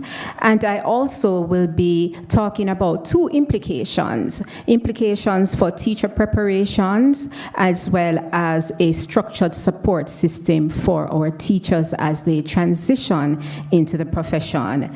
And in light of the passage of Hurricane Melissa and its widespread aftermath, I will aim to demonstrate how teacher preparation programs, along with a proposed induction program, can be strengthened to include crisis responsive support for our newly qualified teachers. Now, I know this picture is a bit scary, right? The profession that eats its young. Wow. Not a very good phrase, but it's the reality, because the literature says that within the first 3 years, most of our newly trained teachers leave the profession. And this, I know in Jamaica, we have our reports and articles to prove that many of our own teachers, they do leave the profession. Most times they vacate the country for, better pay. However, the reports state that sometimes they do leave just to escape the realities of the Jamaican classroom, to escape the fact that there is not enough resources yet, yes, but also there's not enough support for them. So I want to share with you the lived experiences because our newly qualified teachers are among those who leave. And when they leave, they're leaving with much talent and they're leaving with much knowledge. And we need to do whatever it is necessary to maintain the quality that they have. So my 5 participants shared with me that for the first 3 to 6 months, they went through a whole whirlwind of emotions. They started off the first 3 months, of course, feeling anxious, but they also spoke about being frustrated, about being angry, and also about feeling lonely and feeling isolated during the first year. They said that they expected unexpected workloads in comparison to practicum. They said, listen, yes, teacher preparation was good and practicum experience was good. However, they didn't feel that they were fully prepared for the realities of the classroom. And I just want to cite one of my participants. She said, college should prepare you mentally for what is to come in the teaching profession. So she felt, listen, I was not totally prepared. And so they said that it was too much for them. They also spoke about the unrealistic expectations from administrators, particularly the principals and the vice principals, because they expected the newly qualified to be working as a seasoned teacher from day one. My participants shared that their first day, they were just taken straight to the classroom. Here are your students, start teaching. And so that was a bit challenging for them. Now, they shared that support was there, but it was not structured. It was more ad hoc. And oftentimes, they were the ones going out to seek the support. Anybody that they could stop and ask a question and who was willing to help, they would get it. And also, in addition to their colleagues, they got support from some parents as well, which they appreciated. However, there is so much more that we need to do. For the teachers' colleges, for teachers' colleges, we need to, because the participants mentioned that the preparation program, though good, it needed to be more comprehensive. And they spoke particularly about the practicum experience. They wanted at least 1 or 2 days on practicum where they would be fully in charge of collecting lunch money, doing the register, speaking to the parents, have a feel of what it's like before they actually go out into the classroom. And we hear that Darling Hammond spoke about preparing teachers for a changing world and diverse classrooms. Now, I should let you know that my participants were in that year of the pandemic. That was their first year. So within the first 6 months, the pandemic. And so they had to adjust to this rapid change. And so we need to ensure that our teachers, the teachers that we prepare, they can adapt to this change if it should occur. And we know Colloquium Melissa, and I'll cite that a little later, where I will share how we may need to plan for them. Ouch, sorry. All right.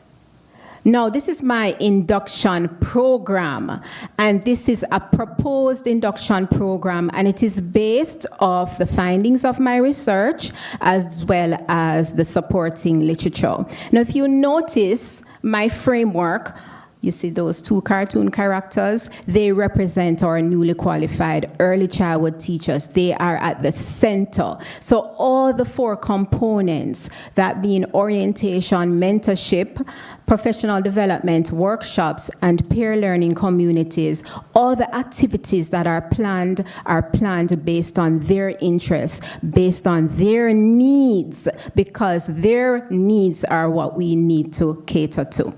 So for the orientation, based on what my participants shared, as I said earlier, many of them just were, taken straight to the classroom. They mentioned that they would have appreciated at least a tour of the school. Where's the bathroom? Where's the staff room? Where's the library? Some of them, they said that they just didn't know where those places were.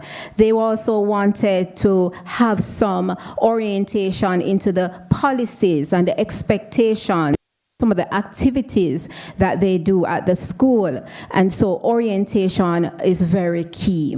Mentorship, and I'm happy Dr. Gordon is here. I see she look up at that point, because mentorship, Dr. Gordon, was one of those key components. The participants said that they wanted to be assigned a mentor. And we know the Jamaica Teaching Council does training with mentors, but they are asking for these mentors to know about early childhood, have some experience so that they can guide them accordingly. So in addition to just providing emotional support, these mentors should be in a position to model best practices within the early childhood sector.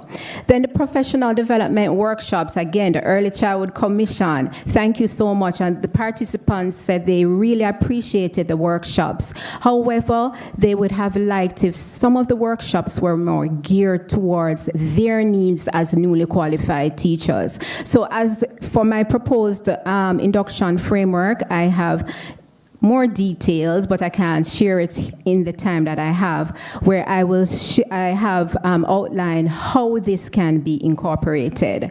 Then the peer learning communities, networking.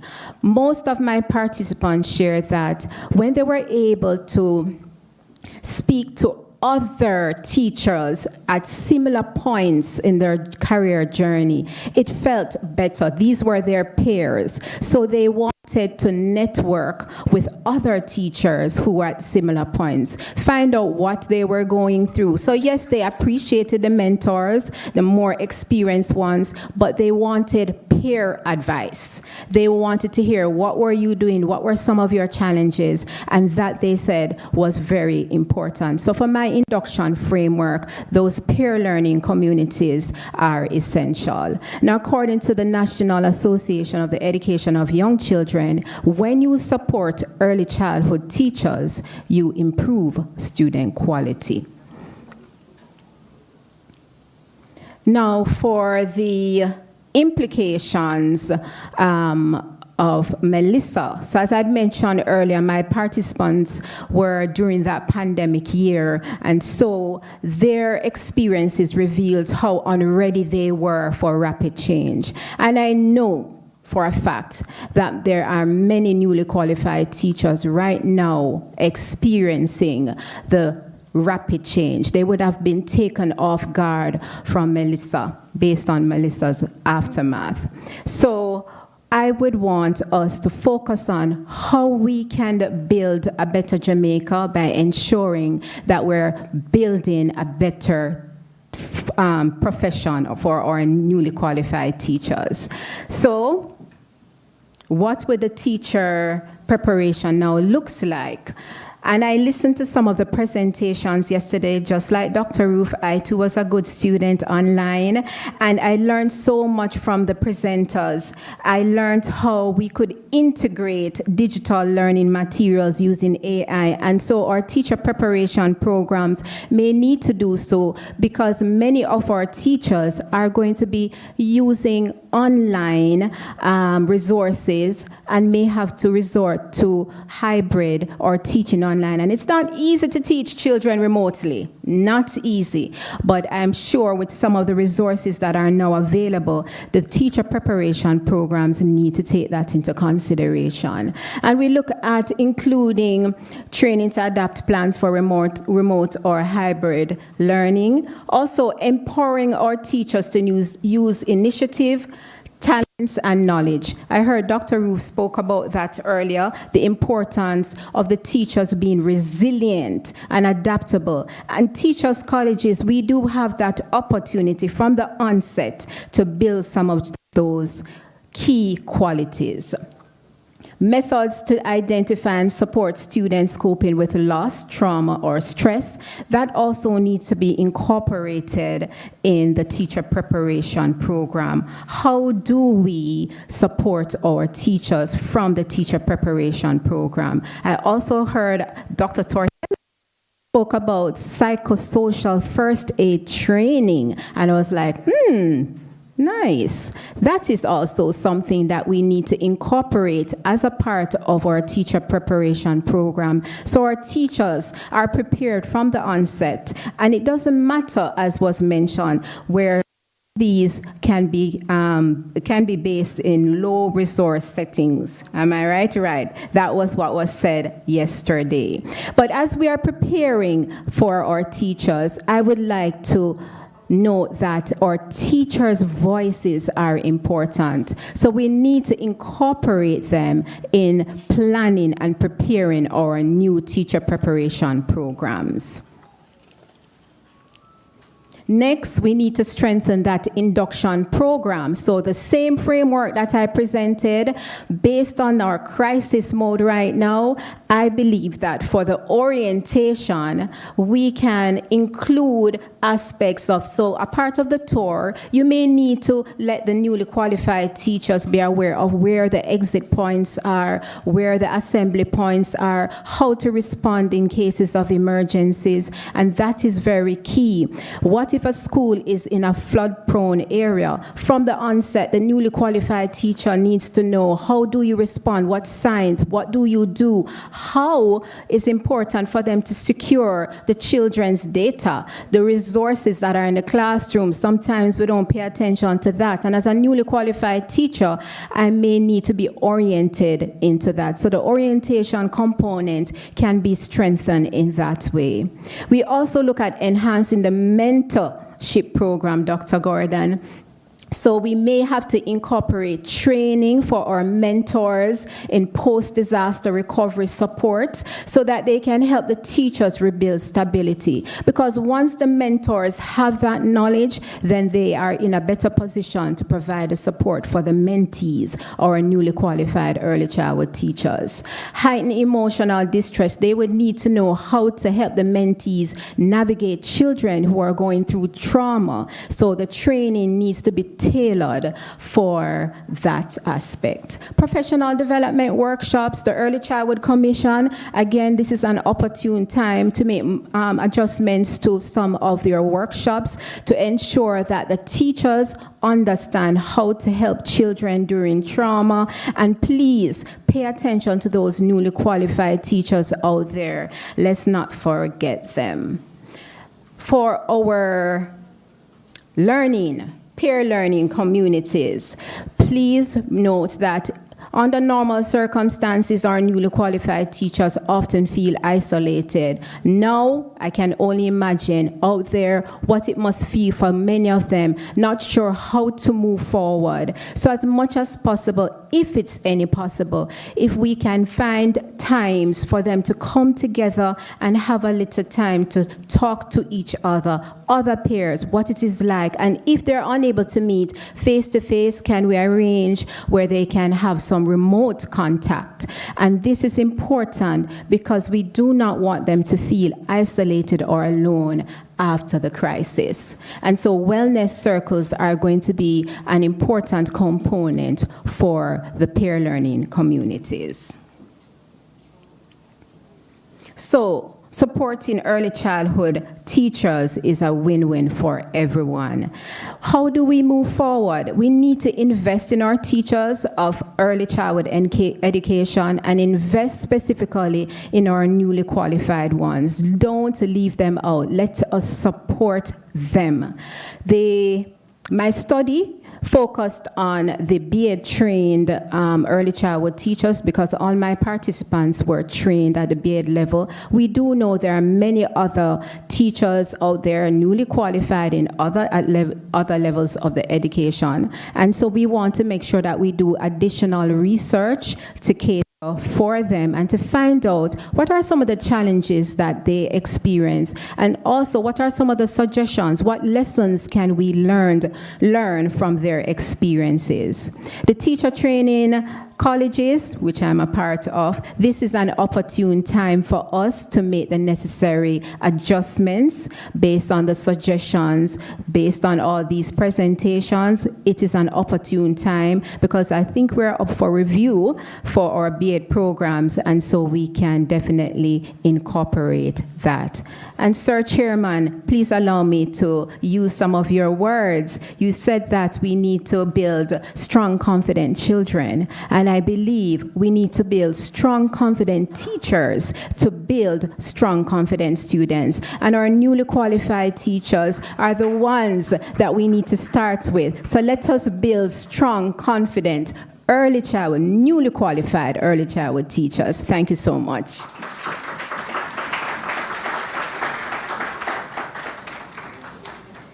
Just wanted to show you my references. Thank you.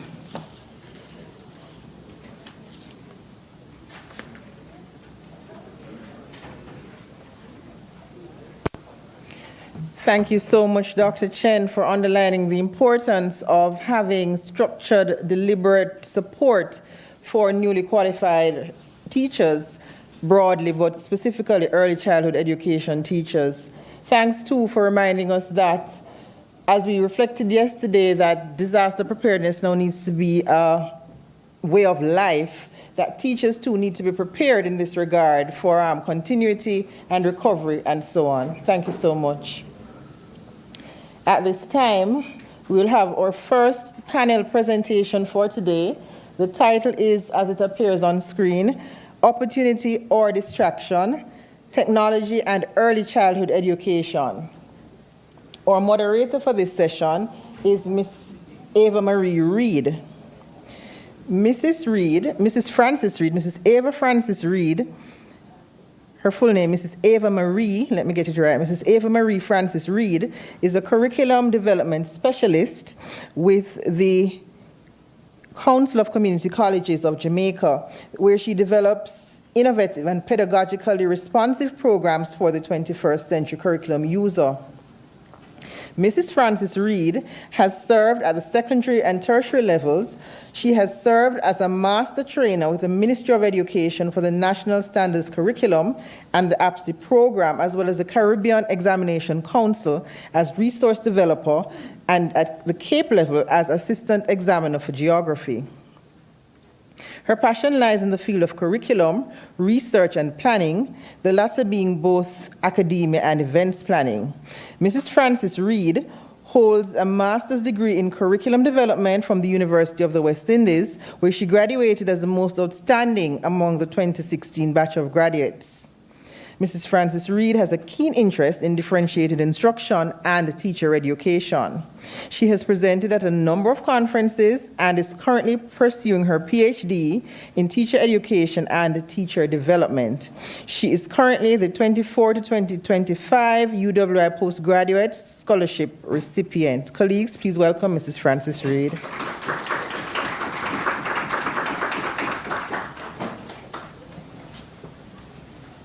Good morning, everyone. Thank you so much for that introduction. Panel 2. This panel discusses the integration of technology in early childhood education, focusing on digital inclusion, educator preparedness, and the role of technology in resilience, continuity of learning, and post-disaster recovery. Now we're going to have three. I'm going to invite you, when I call your name, Dr. Anderson, Ricardo. Please cheer him on.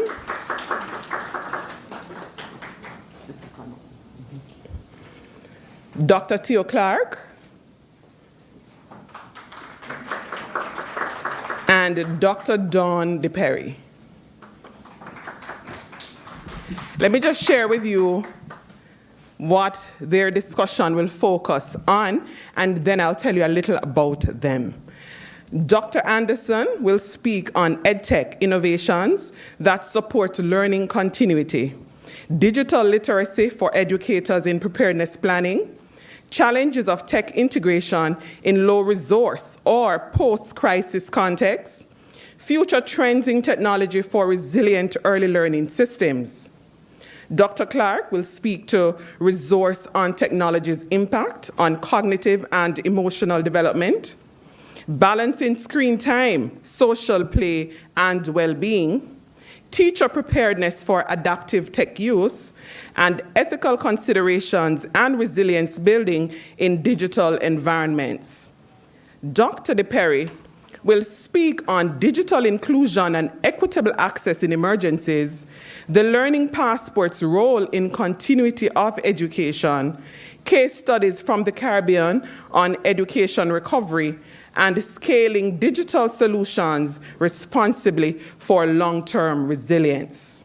Now, I want to share a little about them so that you're more comfortable in listening, and when it's time for Q&A, you will know exactly who you're speaking to. And they will go in this order. Dr. Anderson is a computer scientist, researcher, and educator with over 20 years of experience in academia, applied research, and digital transformation. A faculty member in the Department of Computing at UWI-Mona, he holds a PhD in computer science with high commendation. His research spans AI, data science, big data analytics, knowledge management, and technology-enabled educational transformation, including projects in educational technologies, women's health, large language models, virtual reality, and social media analytics. He also consults on regional digital education initiatives and develops innovative online learning solutions as R&D consultant with one-on-one educational services. Ladies and gentlemen, Dr. Ricardo Anderson. Dr. Theo Clark is an educator, technologist, and strategic leader with over a decade of experience connecting academia and Jamaica's BPO industry. He has developed impactful training programs, led high-performing teams, and driven measurable process improvements. Dr. Clark holds an EDD and a DBA focused on technology implementation in management, as well as master's degree in STEM education and human resource management. A published Q1 researcher and Gleaner columnist. He specializes in integrating the right technologies into teaching and learning to better prepare students for the future. And finally, the Rose. Dr. Dawn DePerry is a digital learning leader with over 15 years of experience in instructional innovation, accessibility, and faculty development.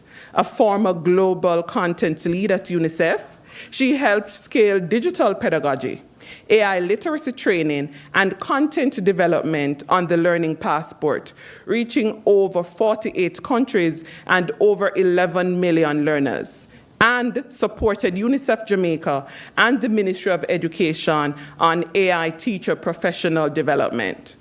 Previously, a senior learning designer at the Harvard Graduate School of Education, she led disability-inclusive teaching initiatives and coached faculty in research-based digital pedagogy. With extensive experience teaching across higher education and K-12. She integrates responsibly AI, universal design for learning, and WCAG-aligned accessibility into her work. Dr. DePerry holds a doctorate in higher education, an MA in advertising, and a bachelor's in visual communication, and is the author of digitally accessible, visually appealing courses. And so each member will present for 10 minutes. So that's going to be 30 minutes. So please write your questions, listen intently, engage with the discussions. Following their presentations, we will have the Q&A. All right? And so we will take it in this order. Dr. Anderson.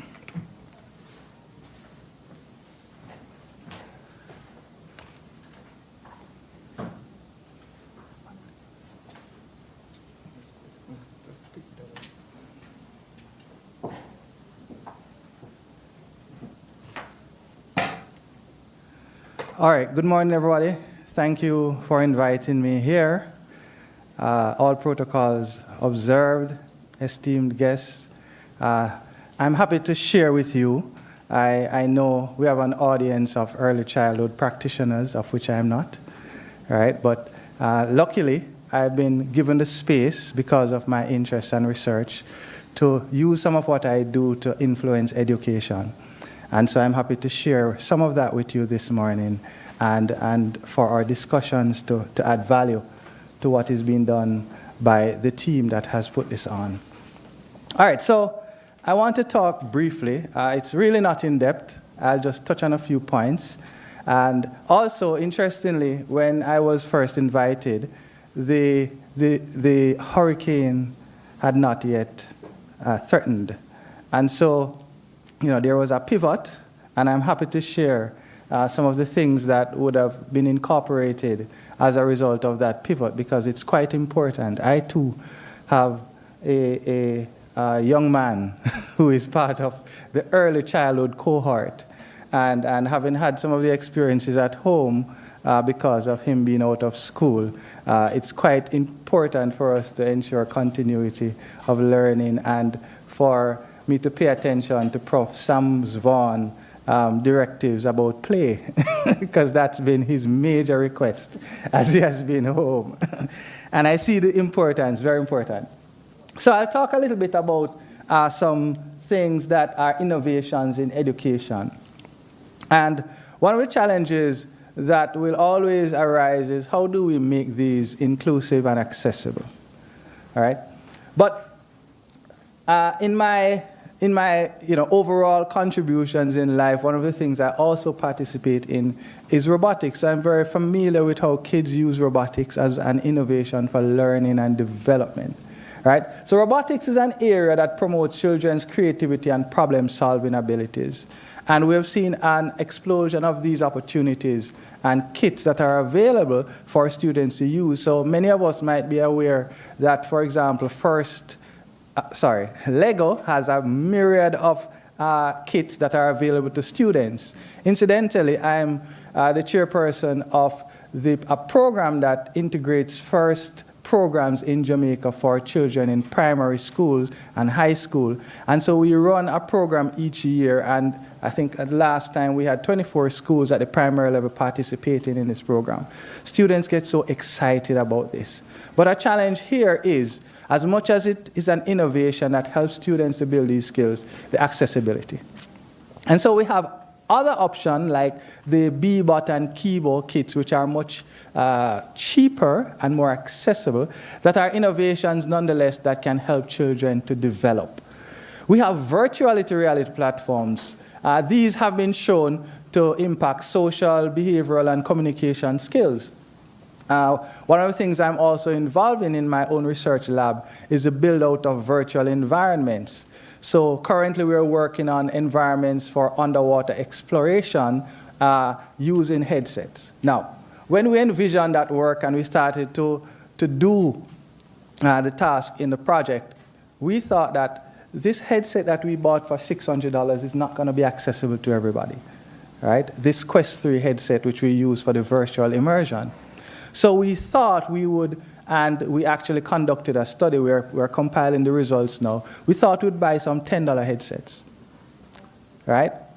And we are studying now how different persons interact with the same environment using the two different headsets, so that we can determine whether or not the experience is similar enough, or whether or not there's a significant difference to the quality of the experience. And therefore, we could infer that whatever benefits are derived from the more sophisticated and expensive tool can be derived from the much cheaper. And that would, of course, open up access to many more in different circumstances.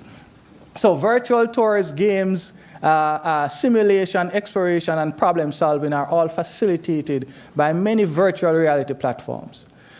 There's something else that is quite interesting that's taking place, as you all might know. The buzzword today is AI. And we find that that is being integrated to make these environments far more interactive, right? Less static. And that makes it more accessible to children who might be younger, who might need less introduction or facilitation by an adult in order to get the benefits out of these platforms. We also have learning management systems, and we're all educators here. We probably have heard the term before or used one before. And these provide both self-paced and teacher-assisted, AI-based assistance and adaptive tools for education. In many cases, we find also that they have offline capability. So when you think about a situation where we don't have electricity from the power grid, right, and we have the ability to access solar solutions, right? As a matter of fact, I've become quite innovative over this time. I have a little solar panel, $15 that I use to charge my phone, because I'm from Western Jamaica. So up until 2 days ago, I had no electricity at home, all right? So I've had to become innovative. These things are actually accessible. If you have schools, educators accessing these, it actually can help to build the resilience in a time when we don't have what we would usually be used to. So many of the platforms, they have personalized pacing despite the irregular attendance and relocation. You can carry the profile of a student in these digital platforms, and there can be continuity. So now we have students moving to different regions in order to access in-person education, for example. You could have carried that profile with a student, and so these digital platforms are quite useful. They also offer community for families with limited devices or intermittent electricity. We find there are a couple of them that we might be familiar with, like Khan Academy for Kids, Homa, ABC Mouse. We have a platform, Story Park, Seesaw. There are others such as Procare and the one that I contribute to, which is One Academy. Dashboards are also another software platform that help to track engagement, activity completion, especially if students are not interacting on a face-to-face basis. It can help educators to locate children who may be disengaged due to displacement. And of course, one of the things that we're actually working on now is mechanisms that can allow you to better detect learning loss in students, right? And we are putting a lot of innovative work into being able to do that relatively quickly, right, using the technology. Some of that will be published soon, but I can say it's coming. Because the other part of it too is that we are laser focused on making sure that the solutions that we build are contextually aware. They are fit for use within our domains. One of the challenges I know many of us have is that when we import a solution from elsewhere, it might not be as applicable to our environments. The examples are different. It's not a part of the lived reality, and so the connecting the pieces is much harder, especially for early childhood. So we are also working on AI-assisted content suggestion to help caregivers know how to prioritize teaching. Right? So what we're talking about, some innovations that can assist in learning and development. And tied to that, we have adaptive learning and AI-powered personalization. So this has been very topical in the last couple of years in terms of personalization of learning, given the advances that have come as a result of artificial intelligence. i.e., how can we ensure that learning is customized? We understand in our situation, a teacher has 10, 15, 20, sometimes 60 students in a classroom. It's very difficult to do personalized learning, but our technology through AI can help to do personalized learning, can build personalized learning paths, adaptive learning paths, so the child can go at their own pace with the teacher as guide and the technology carrying them through. So it reduces the burden on the teacher. They can set the profile of what is to be achieved, and the child can go at their own pace with technology integrated, whether it is in a face-to-face environment, right, with a self-paced component that technology can travel with the child. The good thing about it, too, is that many of these are also offline. So, for example, there's a pioneering solution called Classroom in a Box, which allows you to take many of the tools that you might use online, install them on a device, and it could be used in a school setting. So without the internet, you can have that device, you can set up your tools, your learning tools, your assistive tools, and it provides a network in a localized area, like a school, and then you can continue the learning there, right? So that's another innovation. Of course, gamification and putting interactive multimedia content, I think, is commonplace now. But how we combine those to ensure that we can get the students to accomplish the objectives of the various syllabi, right, is also an important component where the educators will have to give us a little bit more. And that brings me to gives me a nice segue to the other point about digital literacy. The truth is that tools abound. We have no shortage of tools. One of the things we have to work on, though, is how do we equip our educators, right, and support them in order to ensure that they can actually keep up with the students. There are some things I see my son do on his tablet, I marvel. Right? And I'm like, how did he figure that out? Right? So I'm a computer guy for all it's worth, right? And yet still some of the things that he's doing, it took me years to learn.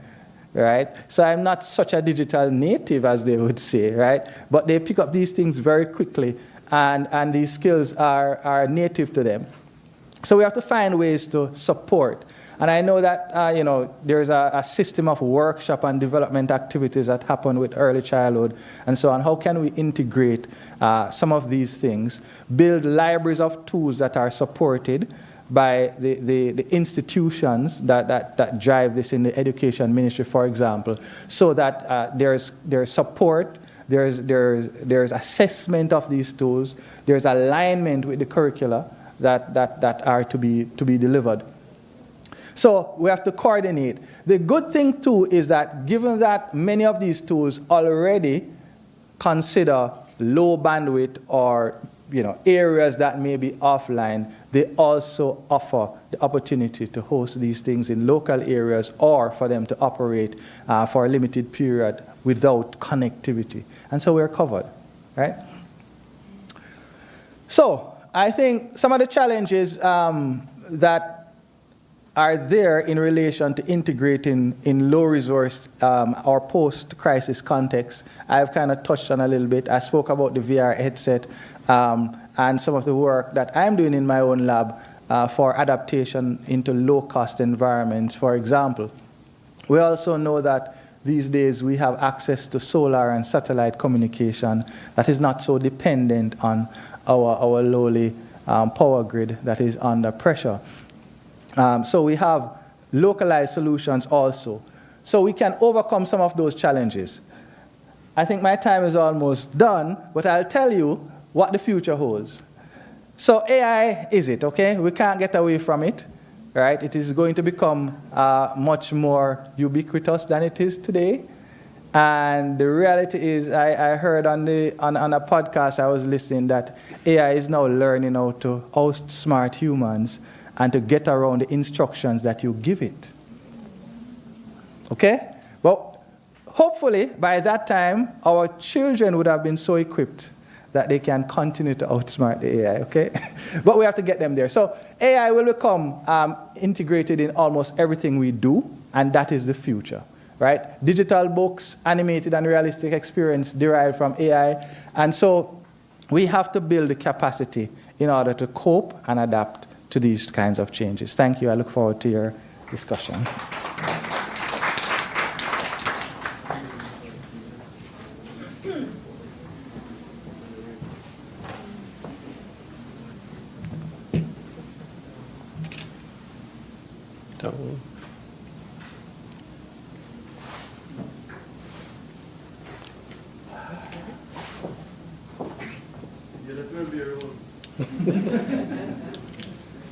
Oh, there we go. All right.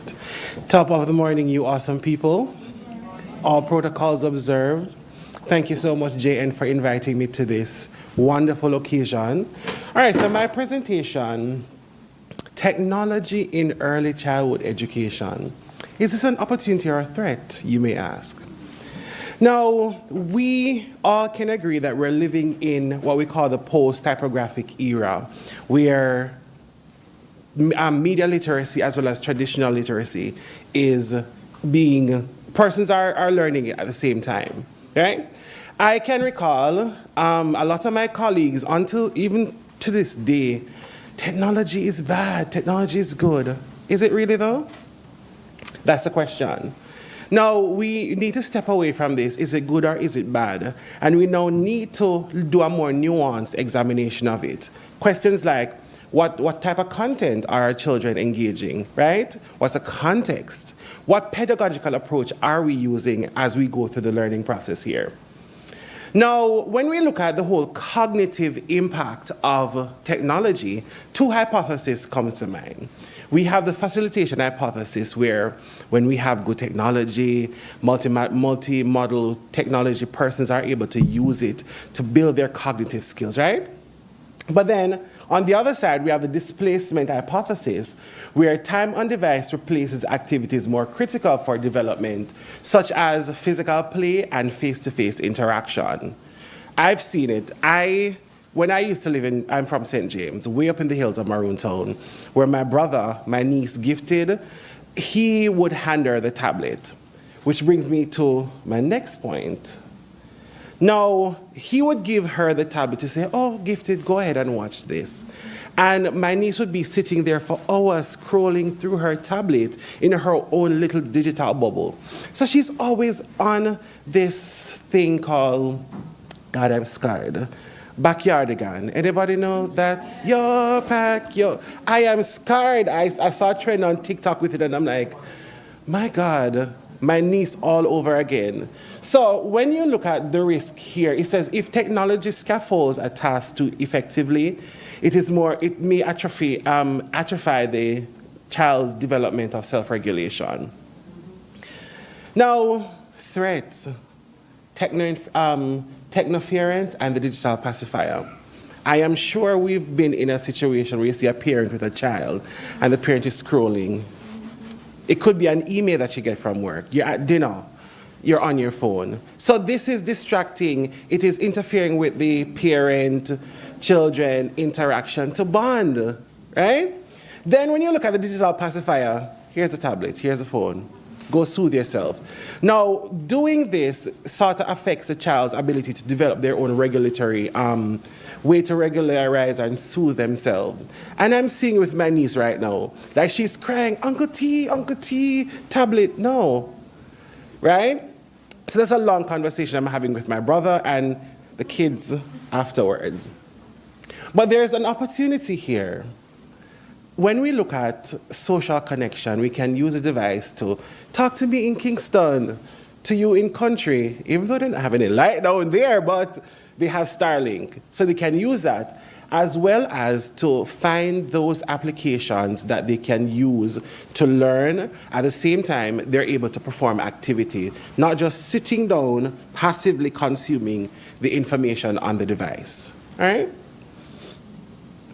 Now, when we need to move beyond time and come up with a framework that balances context, content, context, and co-engagement, we want to ensure that we have high-quality interactive programs that are essential for children's development.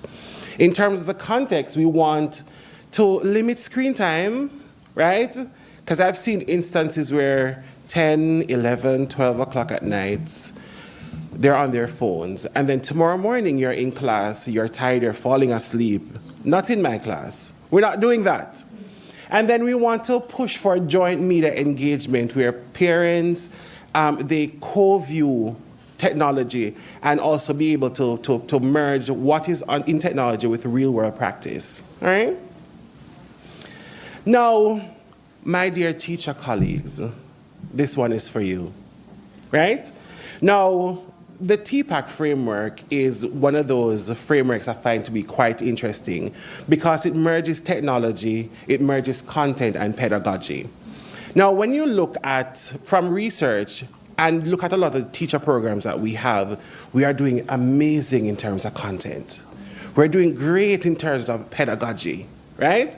But when it comes on how to effectively integrate the technology into the teaching and learning process, we falter there. And as one of my colleagues said earlier on, we need to fix that. We need to fix it. We are at that point in time where we can now include technology more into the teaching and learning process. So, piece of technology, assistive technology. Now, what is this? There are a number of our students who require special attention. There are low budget, very revolutionary type of technology that's out there that we can use to help them to interact with the core curriculum as regular students. What we need in a case like this is targeted training for our early childhood educators, primary, even university. We need that targeted training where we can train people how to use these technology. All right? COVID-19 came, I remember it like yesterday, where we had to go online. I think it was March 16 when I was at work. They were like, you have to go online. Were we ready for it? No. But I see where the whole idea of WhatsApp pedagogy came out of it. A teacher created a group with the parents. They'll send a photo of the work to them. They'll do it, send it back in the group, get feedback from the teacher. So resilience is not always with high technology, but what we have and how we can use that. The ethical frontier, it's here. Now, we have children online, the whole idea of datafication. Now, the risk here is surveillance and profiling. Now, we have children using these educational apps, and they're harvesting their data, creating digital footprint. Do they even know what that is? No. When we also look at the triage effect, there are cultures where it's all performance-based. We rank you based on what you know. And when we have technologies like this, a lot of times the idea here is that those who are close to the competency line, let's get them over there, right? But then what happens to those way down at the bottom who needs more assistance? That's also another challenge. We see AI, the buzzword, artificial intelligence, yes, being a thing. So persons are using like automatic speech recognition and those facial recognition programs. But we know a lot of these technologies are developed by global North companies, right? Trained on not Caribbean data. No. So sometimes when you're using it, it may flag something as incorrect, but it does not take into consideration the unique context of the Caribbean, of Jamaica, right?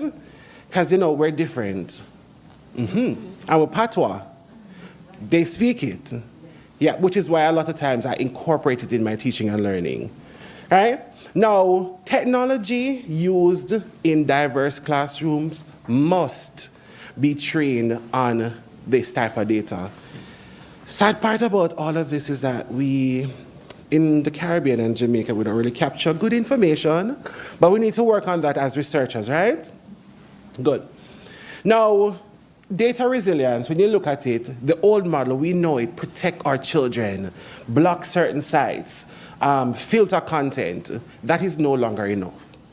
Now we have to move to a digital resilience model where we train children on how to recognize, how to manage, and how to recover from some of these risks. Strategies that we can use is to teach critical thinking. At present, we need to put more efforts on in terms of teaching critical thinking, because in my classroom now at the university level, who Jesus, I have to be teaching, right? We can employ role-play scenarios to see how would you treat with such situation, and have an open space where we can talk freely. Children can talk and not feel, they can feel safe, right, in the entire discussion. Where did I go, Lord? This thing is so small. I'm sorry. How do we go back? Which one? I'm pressing the... Yeah. Actually, they have to... Can you... I did something to it. They have to put it back on. Can you help me? Let me go. I'm sorry. Yeah, this thing is very small and I have big fingers, so forgive me.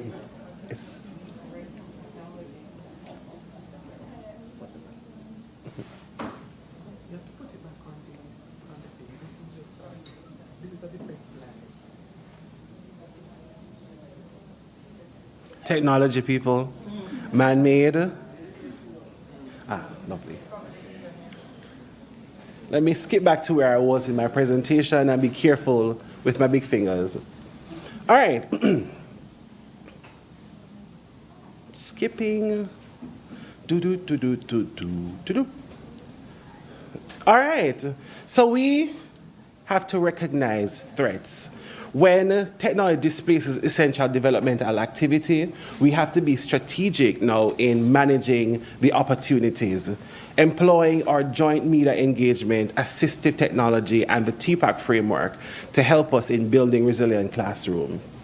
Now, my recommendation as I conclude here, we need to develop a digital education framework from a Caribbean perspective, where we look at what is happening in the Caribbean and create it a lot around our context. So when we're teaching digital pedagogy certification to our early childhood teachers, it is in line with the Caribbean. So if you move from Jamaica to, say, Barbados, it is similar, right?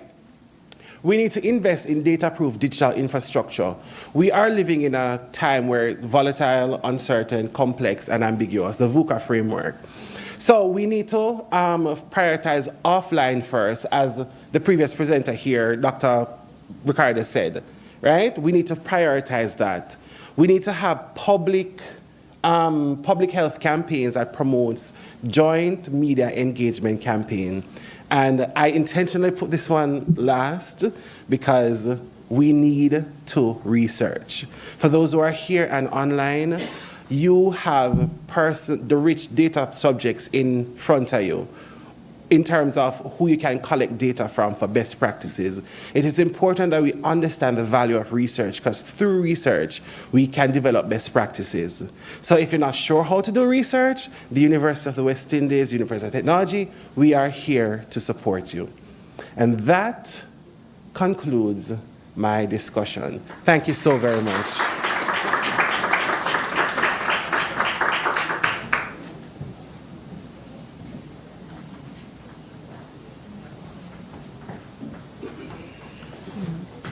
Okay, hello. It's hard to follow those two up.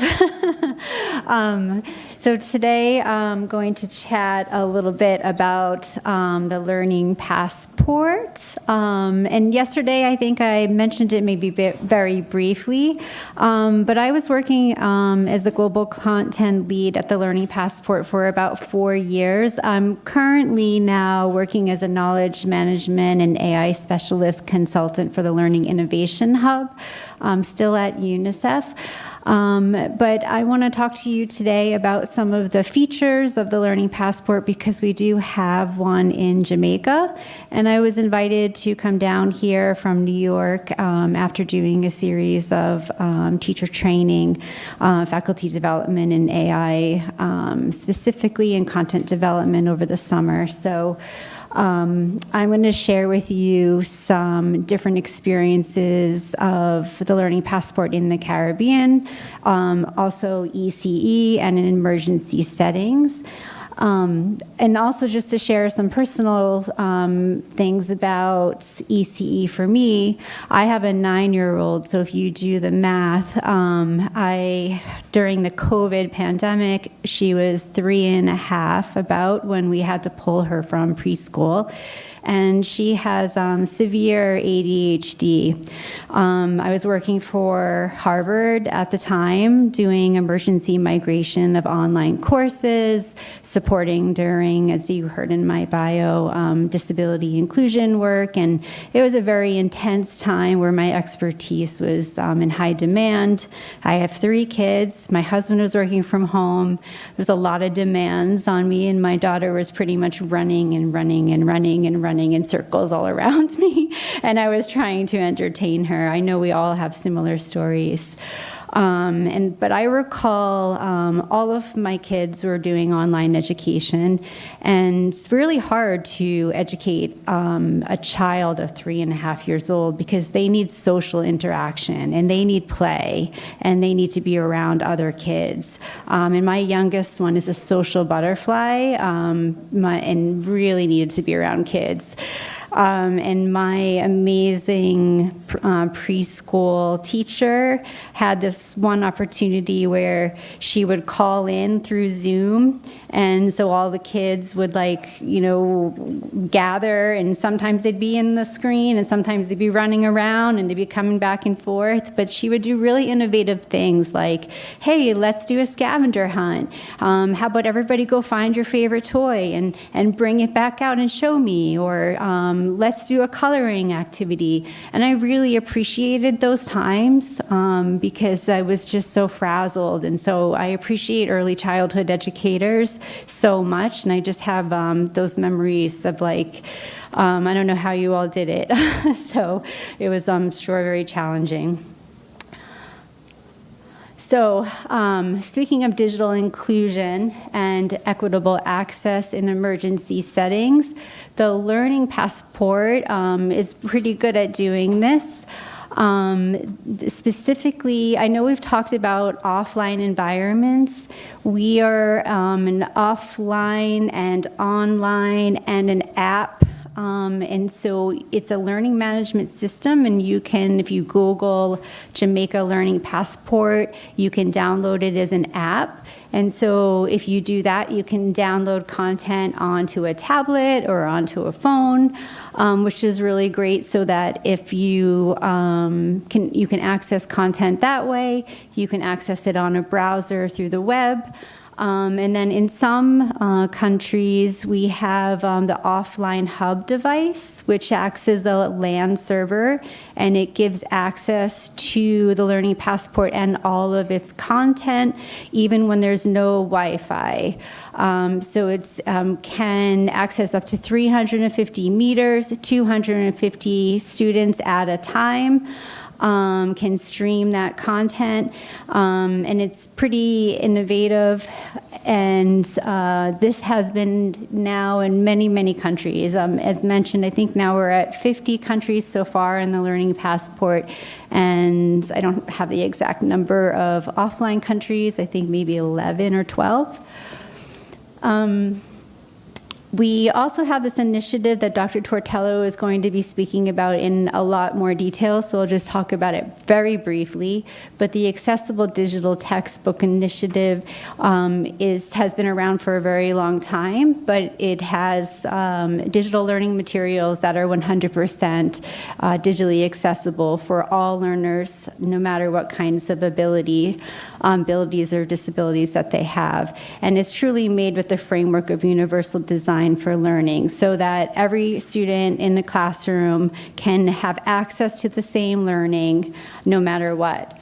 And I really appreciate that. And one of the things that I've done over the past 4 years, even outside of this initiative, is to help support countries in helping make their content digitally accessible. So doing audits on content, and also helping them to create digitally accessible content and advise on that. And so it's really wonderful to have these whole sets of storybooks and activities that are being created and have been created for Jamaica specifically that are culturally relevant.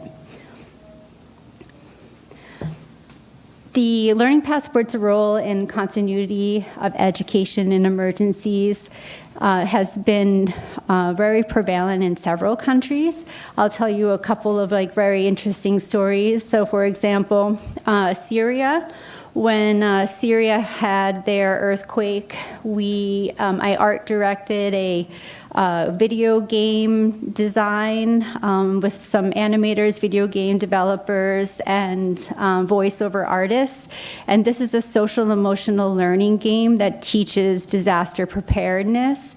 And it has a lot of animals in it, and it's just really related to young primary learners.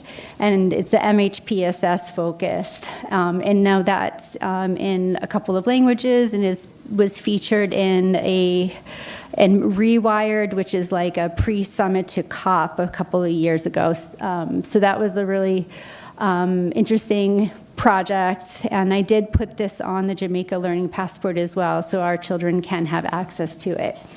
Another one I'd like to highlight is Poland. After the Ukraine invasion, I was asked to go to Poland and help support teachers. And my role there was teachers actually, as you know, during a crisis, adults, as I mentioned yesterday, sometimes when we're dealing with crisis, we need mental health support as adults. So teachers can't teach well, you can't pour from an empty cup, right?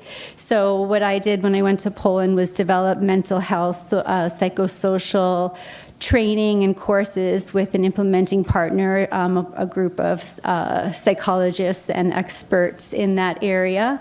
And those courses were certified by the government, and they were just really, really wonderful and well received. They were blended learning, so we had asynchronous components with ongoing webinars, community of practice, and experts that would come in and work with teachers to help promote their well-being. And so that's an example of the Learning Passport being used for teacher professional development and well-being. Another interesting thing about ECE was after the Ukraine invasion, the Ukraine Learning Passport was used as a hub of resources for parents, caregivers, and teachers. And so right away, I reached out to many of my people in my network that I have acquired over the years, and we put together lots of resources. So Sesame Workshop and MHPSS.net and all kinds of things like that, so that we would have things ready to go. So it became like a hub of resources that we put together really quickly, like a coalition of different partners. And I remember this one poignant part of when I was at the airport, and there was a Ukrainian family standing there, and they were on their way to Poland, and there was a little girl there, and she was really tired and exhausted and, kind of whiny and pulling on her mom's pants. And I just went over and I just showed her the Learning Passport, and I had some Sesame Street videos in Ukrainian, and I showed her, and it kind of cheered her up, and it was just the mom was so relieved, because I've been there, right? We're all happy, you've been parents, you just sometimes, it wasn't a pacifier, but it was social emotional learning, and it was just kind of teaching them about kind of their feelings and what was going on. And so it was really interesting to be able to help that in real time. Sudan was another example of that ongoing crisis. that we're using the Learning Passport in emergencies. Egypt has become a country where we have multiple refugees that are coming in, and so we have more than one formal curriculums that are on that Learning Passport, including the Sudanese curriculum. So that's one way for Sudanese students to access their curriculum, even though that they have had to leave their own country. So we often deal with migrated students and students on the move.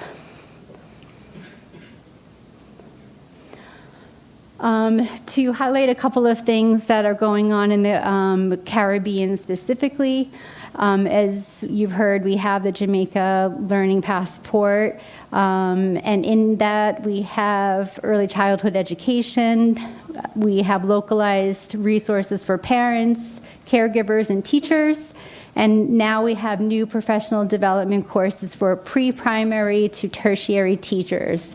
And just as of recent, we had some climate education stuff before, but over in the last couple of weeks, they've really populated some more climate content there. So if you're looking for things, and just to offer to as we've been talking in the last couple of days, if there's any content that you'd like to be curated or added to it, reach out to Dr. Tortello or I, and we can review and even use that as a place for curation.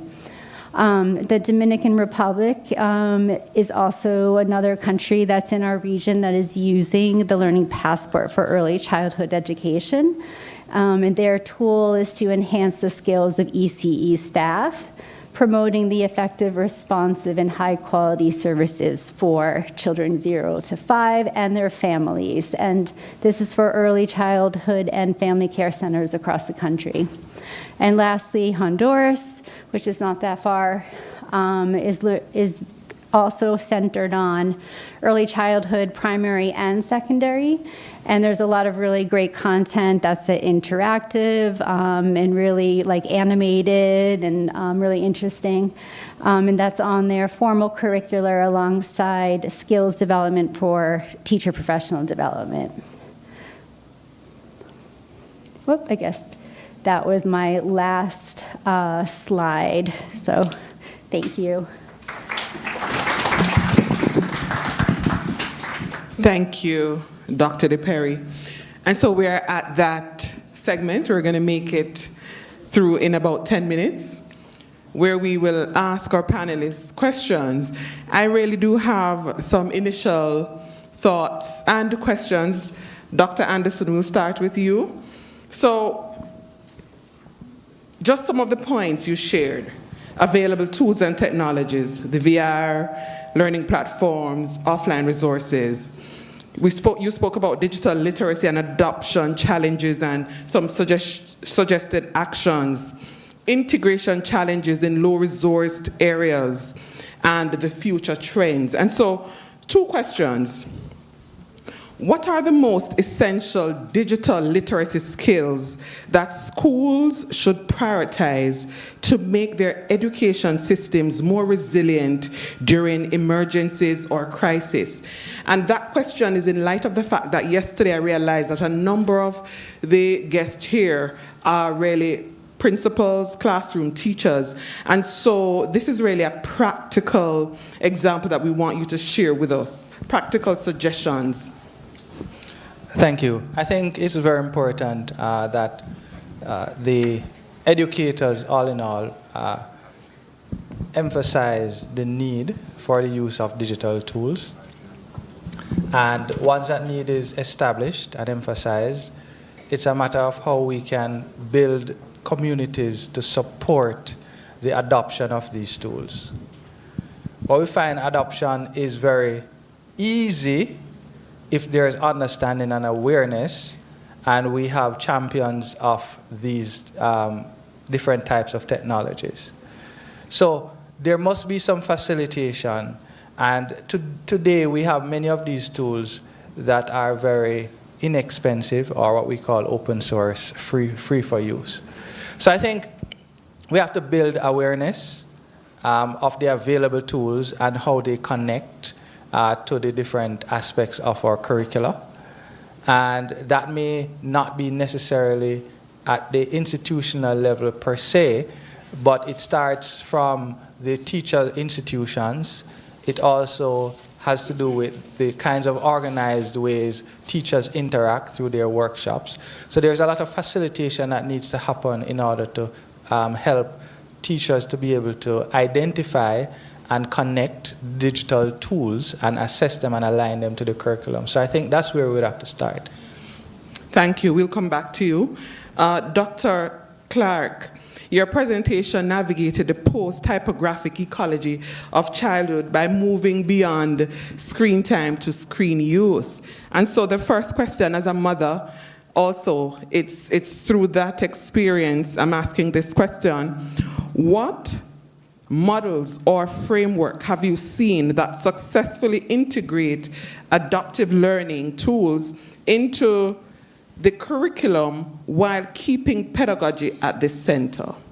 Thank you for that question. That's a good question. When we look at these strategies, we have to remember play-based, holistic philosophy in early childhood education. Technology should be one that follows the child as they grow and not the other way around. So doing some reading, I found that play-based balanced learning type of setting where teachers moderate the session, you have majority free play, then you have guided play as well as some hands-on activities. That's one method that we can use. I was reading something earlier on where early childhood education institutions in Jamaica uses this tool called Starfall and Reading Eggs.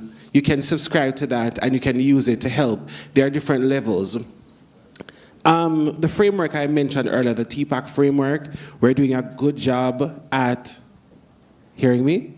Okay, good. A good job at the technology, well, not the technology, but more of the content and the pedagogy. But when we talk about including technology, let us only use it once it is going to enrich the entire process. There's also the UNESCO Early Childhood ICT Framework. I'm not sure how many persons are familiar with that, but technology must be used to support interaction, play, language, and social development, right? Teachers act as mediators in this process.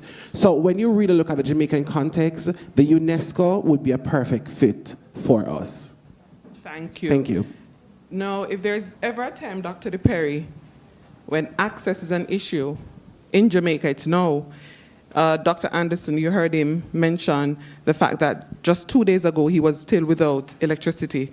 And there are persons still in Jamaica with that reality. My own family in St. Anne were just reconnected last week.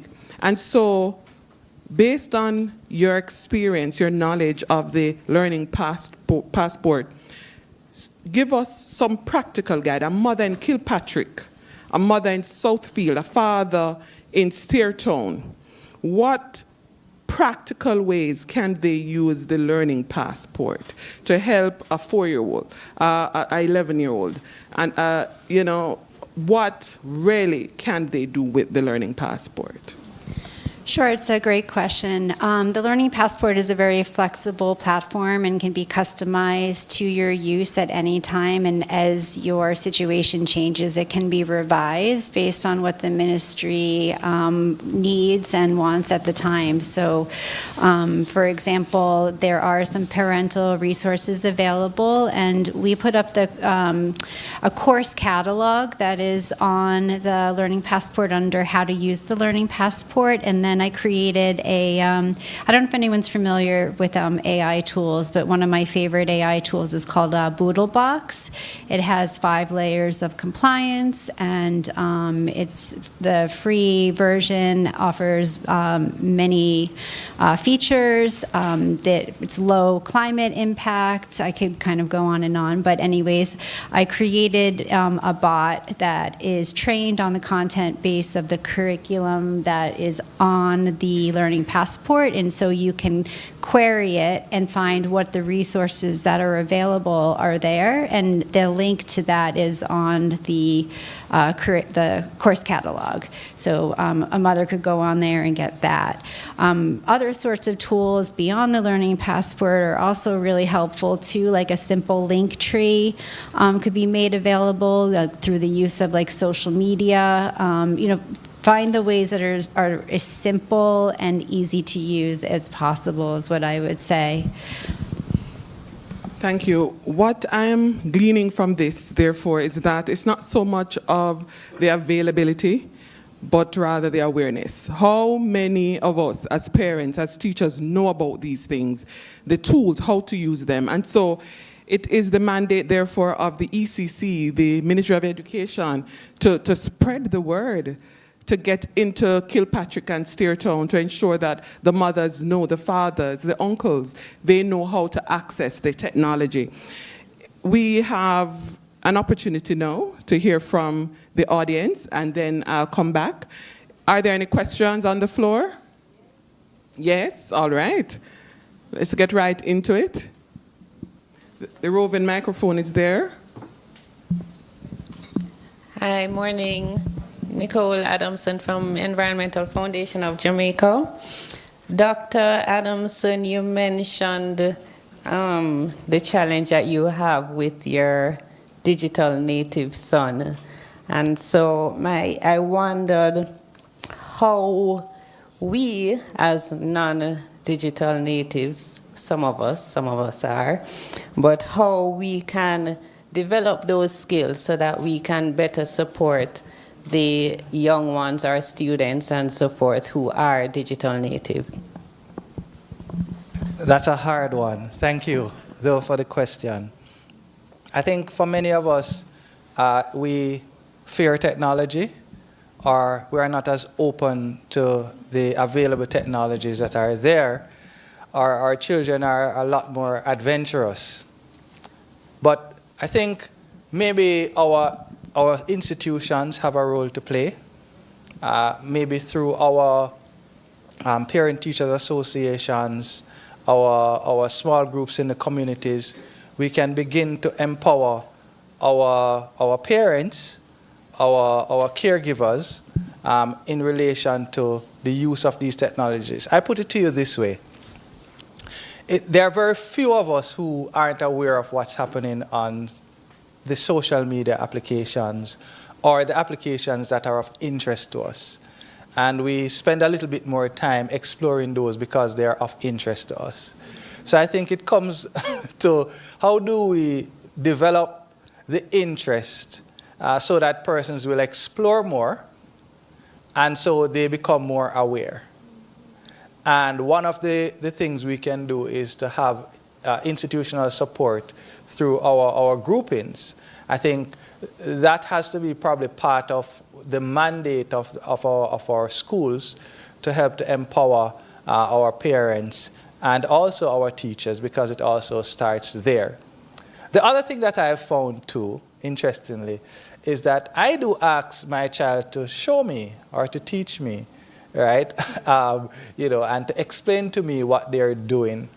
And I have learned quite a bit from that because, when I see some of these things, I'm like, wow, I didn't actually know that, you could do that, right? So it's an openness to learn, but also coupled with the support that is there from the formal institutions that could provide that. As Dr. Tia said, we have to find the things that are appropriate to support the things that we're trying to do that adds value. And so we don't all have to know all the apps at the same time, but there might be this one that you can learn for this reason at this point in time. And I think once we begin to be more open to it, we will be able to adapt a little bit better or quicker. Hopefully that helps. Thank you. Yes. It's morning still. Good morning, everyone. A question for Dr. DePerry, that's the name? DePerry? Yes. With the learning, the Jamaica Learning Passport. If we go on the website, will we see the basic schools on that website? And if not, how do we get the basic school registered? Pre-K. Are you asking if you can access preschool curriculum or content? Yeah, I think it's the category is what pre-primary, early childhood, sorry. Yes, if you go on there, I think it's under early childhood. If you click on courses on the tab, and then under the Learning Passport catalog, I believe. But I think no, you have to add all of those, but you can add your own school. You should be able to type it in, but you can. yes, you can reach out to us after, and we can give you some more one-on-one support with that if you need. All right, so you will need to have a conversation with Dr. DePerry or Dr. Tortello after so that your school can be added, because I'm hearing now that it is possible for that to happen. You're welcome. All right, so one more question from the, yes. Thank you. Just for the whole panel, as you would have heard yesterday, we are currently working on updating the early childhood policy for Jamaica. And along with adding information about climate change and transition to grade 1 and everything, one of the things that we're thinking about is adding technology. And of course, this is a controversial topic at the early childhood level. And so I wanted to ask the panel about what do you think are the most important considerations at this, for the policy as it relates to integrating technology. Second question, I know, sorry, it's supposed to just be one, but just very quickly, I'm a child protection person. And so I'm just wondering, very interesting coming out of Dr. Tew's presentation, what do you say to the skeptics who worry about, especially at the early childhood level, integrating things like AI and use of tools and online tools for very young children? I mean, they're trying to ban social media for children in Australia, under a certain age. It's not so far-fetched that, people may now, from a legislative point of view, try to ban some of these things in the classroom in terms of what we know, what it's doing to children's brains and all that. What would you say to the skeptics? And I know that might be a lot to answer right now, but anyway, those are my two questions. They can manage the two questions. All right, quickly. I want to do the second one first. Go ahead. All right, so it goes back to square one. Do you understand the type of technology that you'll be including or bringing into the classroom? So if it's a case where somebody's going to say, oh, here are a list of tools that you can use to do X, Y, and Z, you have to first understand the technology. Without that fundamental understanding, you'll still be very skeptical about it. There are some of my colleagues who are still very skeptical about AI. Like, I think it's very bad, but have you really interacted with it? Have you gone to forums? Have you gone to any sort of events to see what technologies is present, right? Before you can start judge, let's not listen to what the TikToker said. Let's interact with it ourselves before we can make our judgment. That would be my first thing to that person. Thank you.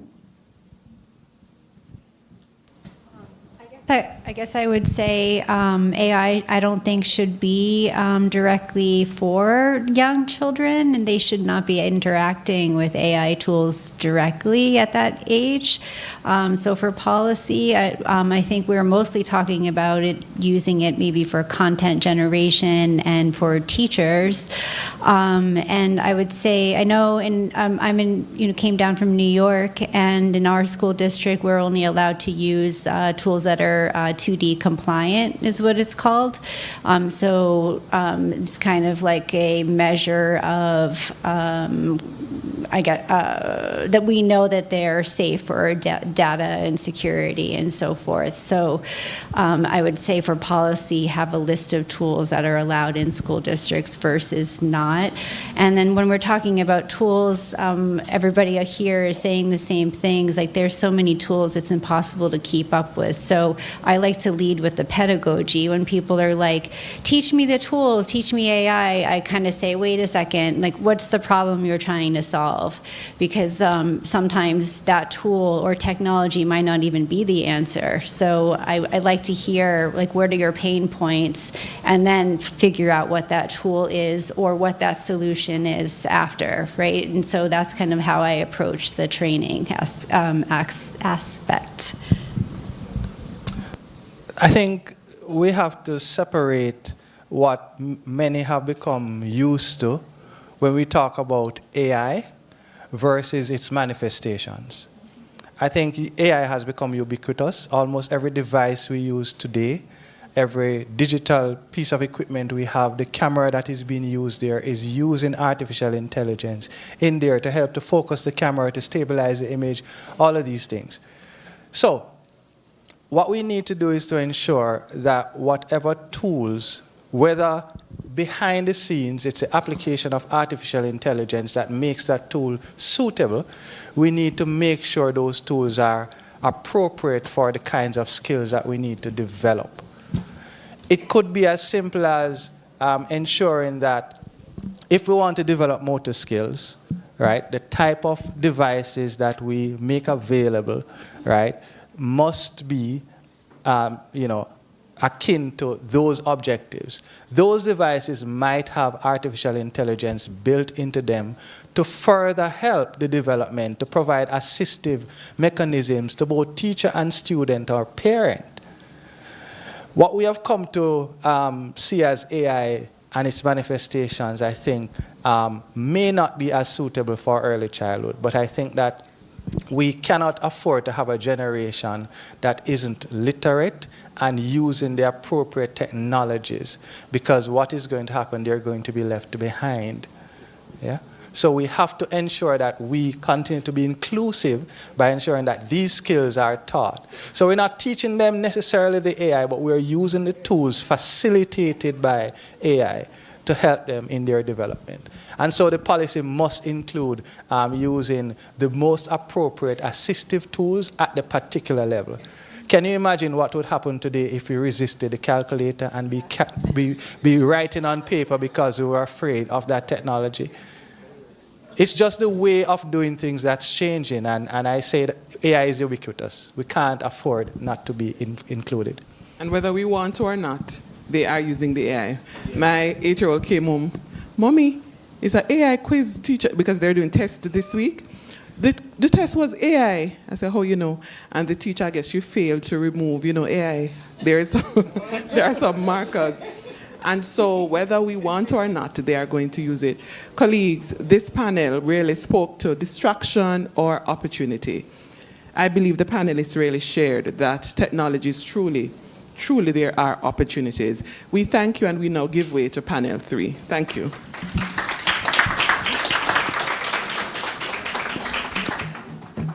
Thank you to our moderator and our panelists. Clearly, there are several opportunities to be gained from using technology. We can't avoid technology. We can't avoid AI. We just have to use them responsibly. Colleagues, at this time, we'll take a 15-minute break. The break is served towards the front area. Speakers, your break is at the back. So it's now 12:02. Can we please get back to the room for 12:17? Just before that, colleagues, we have a presentation to make. I'll invite Professor Carmel Roof, Director of the School of Education, to make that presentation to our panelists. Professor Roof.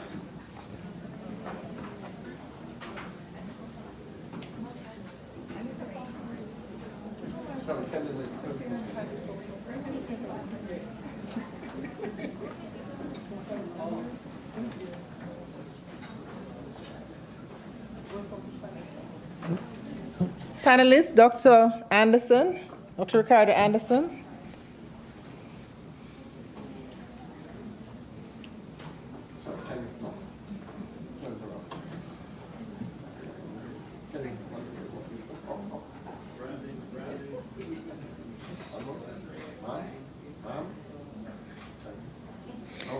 Dr. Clark?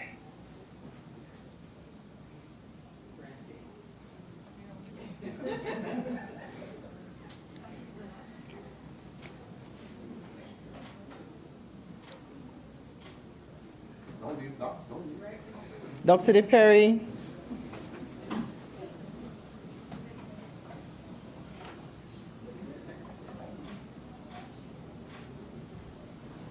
Our moderator as well, Mrs. Frances Reed, please join us.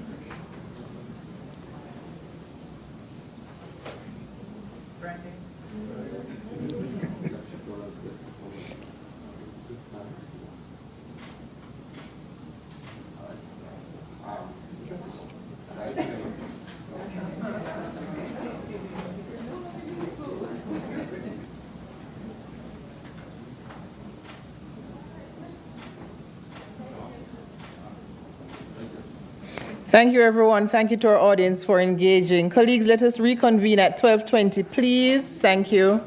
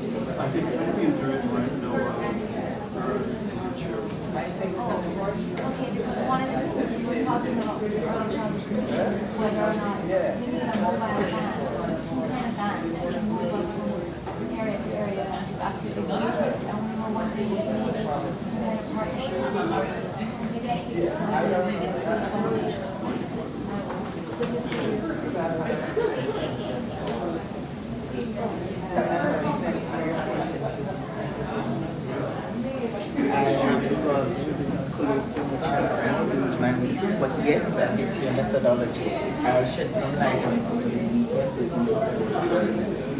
And yes, I'll send out thank you for providing.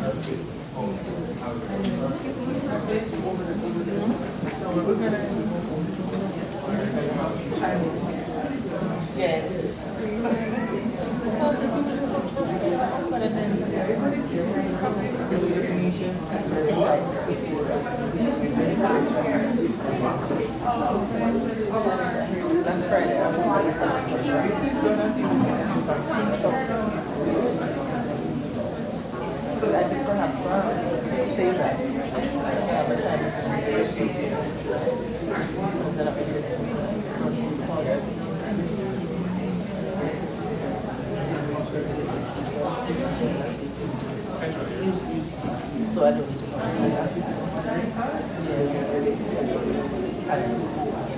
quietly. I'm not moderating. What's it?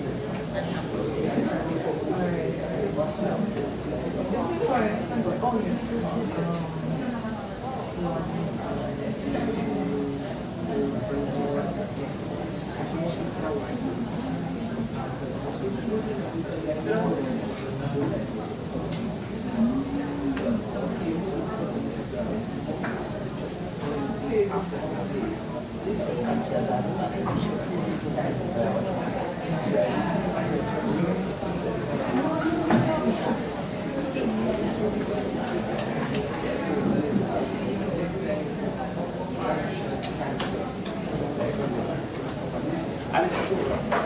going to put a timer on this. Yes, I appreciate it. Somebody told me.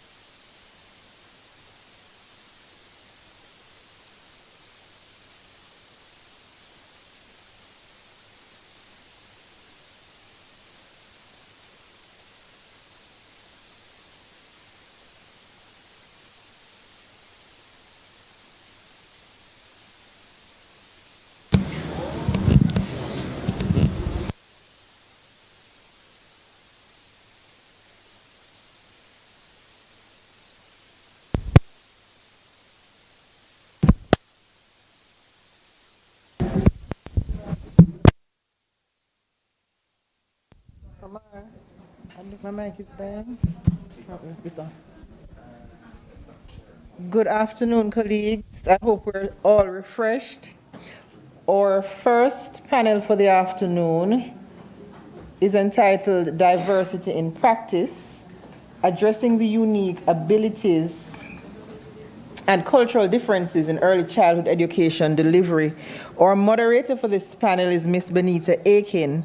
Ms. Aiken is a seasoned early childhood educator with over 15 years of experience. She's recognized for her commitment to the holistic development of young learners and her excellence as a valedictorian graduate of the Shortwood Teachers College.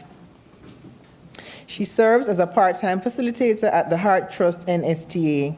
Ms. Aiken integrates research-based practices in her teaching. She mentors young people and supports children with diverse learning needs. With advanced degrees in early childhood education and pedagogy, Ms. Aiken continues to make a meaningful impact through teaching, community service, and her unwavering passion for nurturing young minds. Colleagues, welcome Ms. Aiken. Thank you very much. Good afternoon again, everyone. It is indeed a pleasure to moderate this discussion today. And so I'd love to introduce to you our distinguished panelists. First, we have Dr. Pauline Watson Campbell. And Dr. Pauline Watson Campbell is a pediatric occupational therapist and educational psychologist with over 31 years of experience in early childhood and special education. She founded and leads the Macam Child Development and Resource Center, Jamaica's first inclusive early childhood program, and is a National Badge of Honor awardee. Her work focuses on assessing and supporting children with developmental, behavioral, and physical disabilities with special interest in ADHD and autism. She also coordinated Jamaica's first study on ADHD prevalence in children.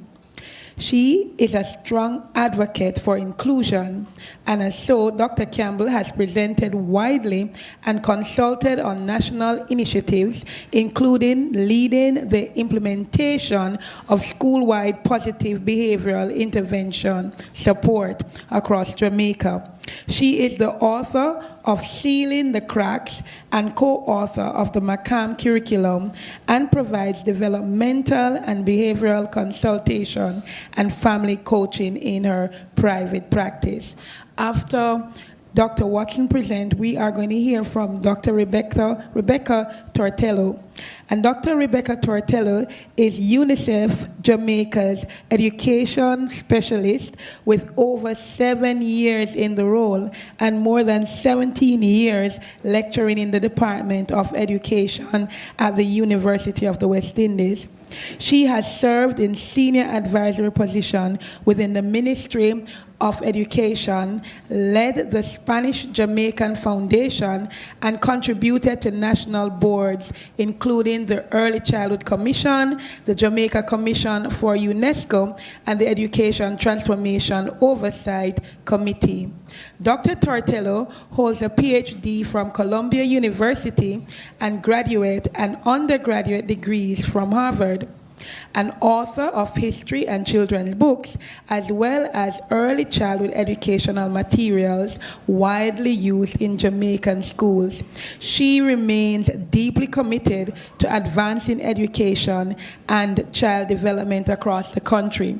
Then our third panelist, Lorraine Betson-Gaboa. Lorraine is an education leader with over 28 years of experience in teaching literacy, early childhood education, and educational leadership. Currently pursuing an education diploma degree, she has led national initiatives in Belize, including the preschool national competency-based curriculum, and developed teachers training and school monitoring program. She has co-authored my B to Z phonics, implements literacy campaigns, and mentor teachers as adjunct lecturer at St. John's College, Junior College, and the University of Belize. She holds a master's degree from the University of West Indies and Bridgewater State University, and a bachelor's in education from the University of Belize. She also advocates for community development and women's empowerment through roles with YWCA and other organizations. Finally, we have Mrs. Venice Irvin. Now, Mrs. Venice Irvin is an award-winning educator, researcher, and EdTech innovator with over 20 years of experience in TESOL, educational technology, and teacher training. She is the CEO and founder of Happy Teachers, providing professional development and mentorship across the Caribbean and Africa. A Chevening Scholar with a Master's in TESOL Education Technology from the University of Manchester and a graduate of Harvard School Management and Leadership Program, she has received the 2024 Simon Greenall Award and Governor General's Program for Excellence Award. She serves on the University of Manchester General Assembly, is a board trustee at the Proven Wealth Limited, and consults on regional teaching capacity building initiatives. Her work focuses on AI integration, digital transformation, and teacher well-being, and she has presented at international forums, including the IATFL, TESOL International, and the World Education Summit. Wow, that was a mouthful for all our panelists. So I know that we're going to have a very good discussion. Each panelist will get 10 minutes to present, and they will be presenting sitting right here. We're going to start with Dr. Watson. Over to you, ma'am. Watson Campbell, sorry. Yes. Okay, good afternoon, everyone. It's really my pleasure to be here, and I really have been learning a lot, and I hope that I can bring something to the discussion. All right, so I've been asked to look at 4 distinct areas. Inclusive practices for children with special needs in resilient classroom, community-based approaches that strengthen recovery, training educators to adapt to diverse and changing contexts, and some success stories about the McCann Child Development Center in terms of our post-crisis response.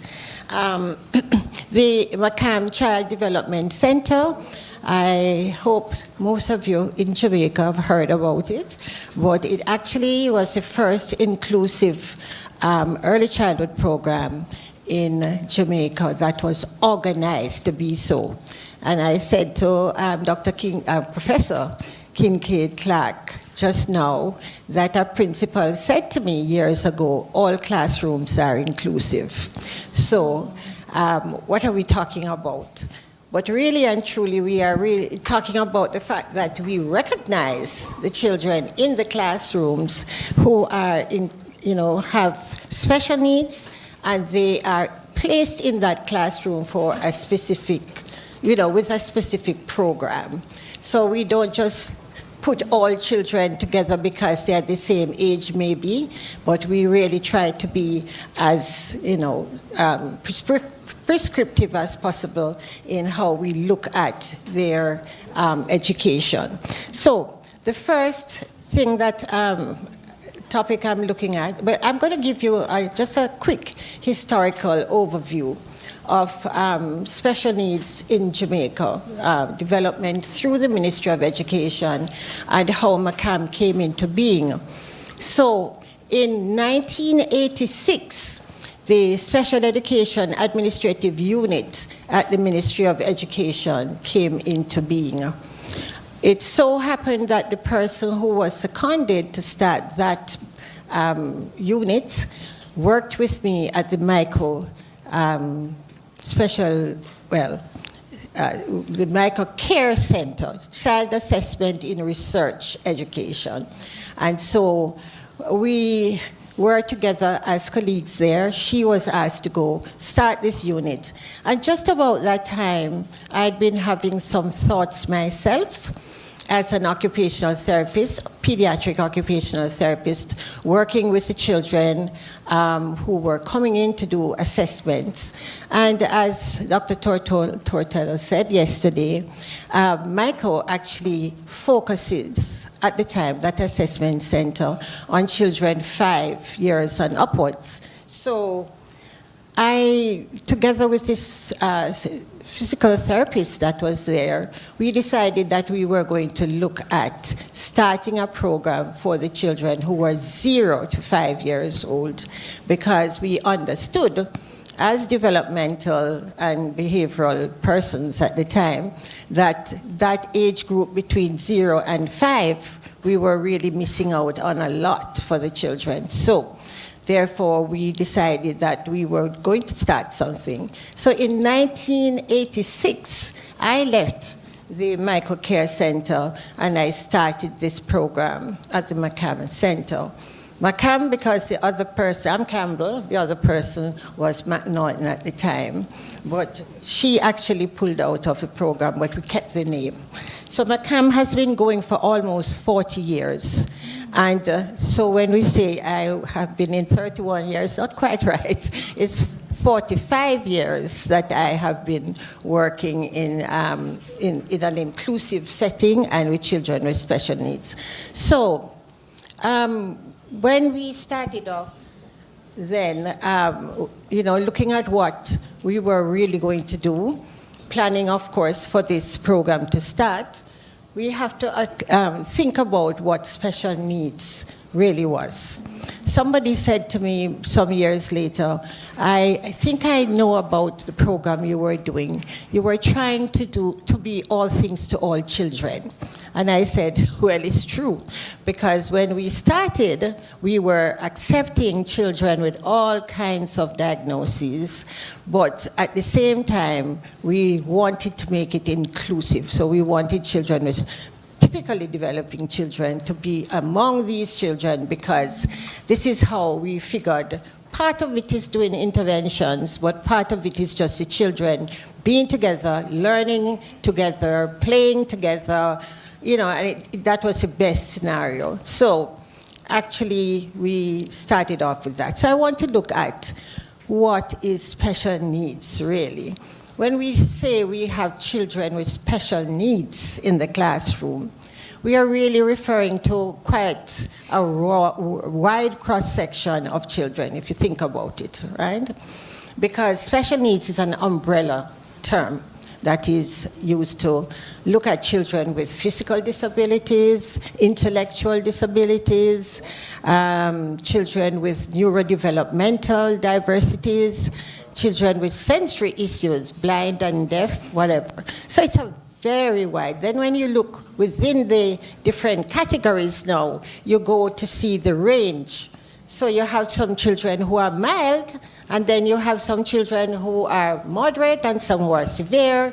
And in the ID section, that intellectual disabilities, you're talking about children with profound disabilities sometimes. So when we talk about special needs, we're really covering a very wide range of children. And so when we then talk about inclusion in special ed, it is very clear that that inclusion has to be looked at very carefully. And I'm going to mention that later on. I just wanted to mention here that, well, let me go back, that in the deaf community, because, sometimes we think, we hear all children must be in an inclusive classroom. But there are some disability groups, as in the deaf community, that they argue about this, because they will tell you that language for the deaf is very different from language for a hearing person. And therefore, if somebody was to go into that classroom with a deaf child to try to interpret they would have to be interpreting what that person is saying in a different, what can I call it now? That's a different language, almost. So for them, inclusion is not so easy, right? So sometimes you'd say, well, why are the deaf not as included as the other children? And that's one of the big reasons why. Okay, so just a picture to show you that these are children on the playground having fun together. And some of those children have special needs and others are there who are typically developing. This is just the grounds at Macam. All right, so what is our position on inclusive practices? Early diagnosis and intervention provides the best outcomes for the child with special needs. And I really have to emphasize that as well, because this is where, as I said, if you talk about inclusion, you can't just talk about putting children together in a classroom and thinking that the teacher is going to be able to address the needs of those children all together. Right? You have to be quite, as I said before, prescriptive. And what is going to make the difference is the diagnosis that the child has and the types of interventions that are necessary going alongside the teaching of the child. So we're talking about resources of, specialized staff within the classroom. So we do know that in the class I heard about the screening that is taking place, so that's a big move in the right direction. So you do have an idea that the teachers know. By the time that child has been in that early childhood setting for a year, they know that this particular child is presenting in an atypical way. So the thing is that we have to make that environment as specific as it can be to make sure that the needs of these children can be addressed, and also to have a supportive environment for that as well, right? So we, how is it set up to accommodate these children? How will it happen? And I just wanted to mention here that stimulating, I said stimulating and supportive. One of the things that we have found as well is that when we have our children all together, we have to determine how they are going to be in that group, but also, as I said, what the environment looks like. An environment can be too stimulating. Too much. And I'm at Macam, sometimes I walk around and I say to a teacher, you need to make your class less stimulating. And I know for early childhood, you might be saying, what are you talking about? But really, if you consider, say, a child on the autism spectrum who is in a classroom where there's a lot of colors and a lot of things moving, and it's too much. That child is going to be overwhelmed. So that is even some of the things that we have to consider. It's not just getting the teacher to understand about the children. It's how the environment also has to be conducive for that child. Okay? All right. So I'm hearing that I must wrap up. So I'm just going to say that you have to make the classroom as homogeneous as possible. In doing resilient classrooms, we have to make sure that the classroom is child-centered and that the teachers themselves are resilient in the sense that they have learned the strategies that they need to learn to know how to respond to the children when they are in a situation where they need to be calmed. And just to show you our child-centered approach at Macam, this is the model that we use, and all staff have to recognize that this is how we function. Teaching resilience, I think, is here again. I'm just talking about how we can help the child, even the child with special needs, to get to understand how they are to respond in situations, to help them to be able to even name how they are feeling, I'm happy, I'm sad, I'm frightened. Children with communication problems, like the children on the autism spectrum, they don't always express themselves well, and therefore you have to pick up from how they are responding, what is going on. But they can be taught how to, also respond when things are not going so right around them. Okay. All right. Thanks much. I have a few things more, but you can probably ask me the questions afterwards. Thank you so much, Dr. Watson Campbell. Dr. Tortello, over to you. Okay, good afternoon, everyone. You can hear me okay? While the slide is coming up, thank you. And I just want to say thank you for having UNICEF here today and for bringing down my colleague Dawn to share with you all and to make sure that the sector can learn about the Learning Passport and all the new developments with AI that can be beneficial to the sector. So I'm going to talk to you now about one of my favorite innovations in recent years that UNICEF has been fortunate to be very involved in. And this is a picture, well, I know you recognize one of the two people in the photo.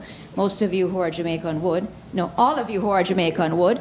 The ones who are visiting you might recognize as well. But beside the Prime Minister is Ari, who we consider our accessible digital textbook ambassador.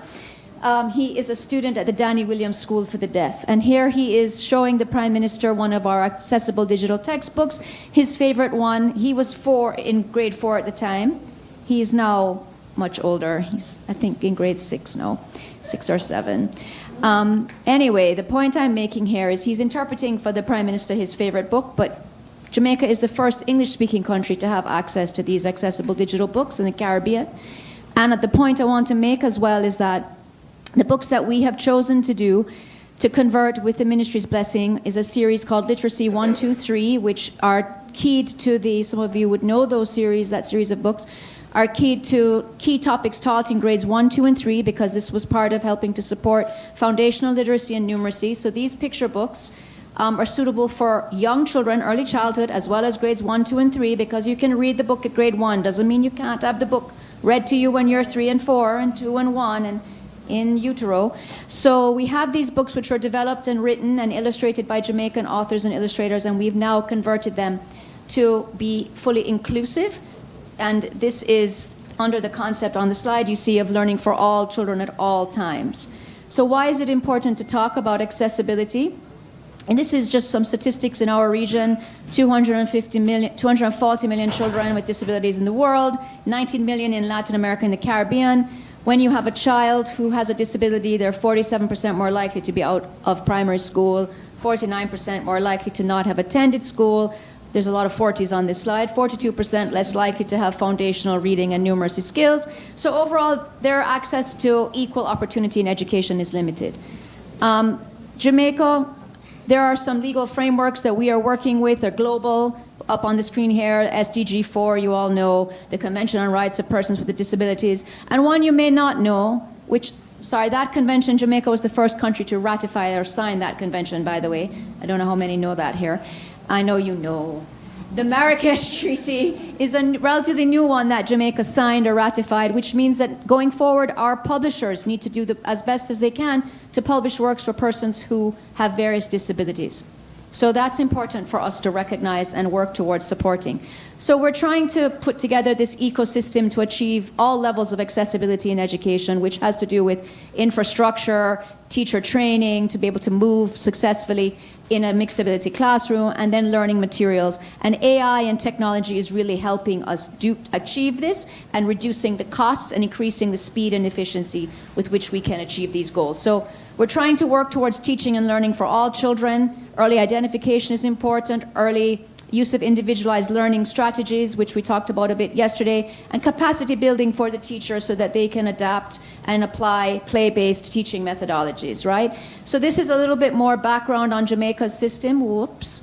Just to look at some of the dates leading to the ratification, I told you, of the CRPD, our Disability Act, which began in 2014 but was ratified many years later, the Special Education Policy, which is still being close to be finalized. We continue to work on that. This data here, which I cannot read from so far away, to tell you the truth, This is my stage of life now. But I can repine. Okay, so this came from a study that we did when we were piloting our accessible digital books. So we created them with the help of a local company called Book Fusion, which some of you may know. And Book Fusion also is a pioneer in the Caribbean. So Book Fusion is creating those books for Jamaica, but they're also doing similar work for multiple countries in the region. So it's super important that we recognize that we have this technology and this ability and capacity in country. So with Book Fusion, we were able to adapt one of the literacy 123 books. We piloted it. And we realized that when we went out into the school systems to validate, we saw these percentages of what's happening in terms of flexible pedagogical models, whether teachers are being adaptive to different learning disabilities in their classrooms. These are the series of 12 books that we've managed to convert so far. One of them, My Brain is My Boss, is Ari's favorite one. It's up here. There are 8 more to be done and slated to be done in the next year because Jamaica has been accepted as a country that will be able to participate in an AI pipeline with open AI. And when we use AI to do the conversion, what took months takes minutes. The only thing we have to add to it is the sign language interpretation videos and embedding them. Because when you look at the books, what you see is sign language interpretation. There's a little hand symbol at the bottom right-hand corner. When you click that, the sign language interpreter person comes on the screen, and you can make him or her bigger or smaller. The font is specifically chosen, the color of the font, the type, size of the font. The words can be spoken. You can make it speak or not speak. The words light up or they don't light. You can have all of that. You can stop and start. So it's also useful for students who learn at different paces. The books have activities embedded in them, and these are some of the accessibility features that I'm talking about, right? So there's glossaries to support vocabulary development as well that have been added. And this is a summary slide of the process. So this began during COVID. You can see by the masks that everyone is wearing.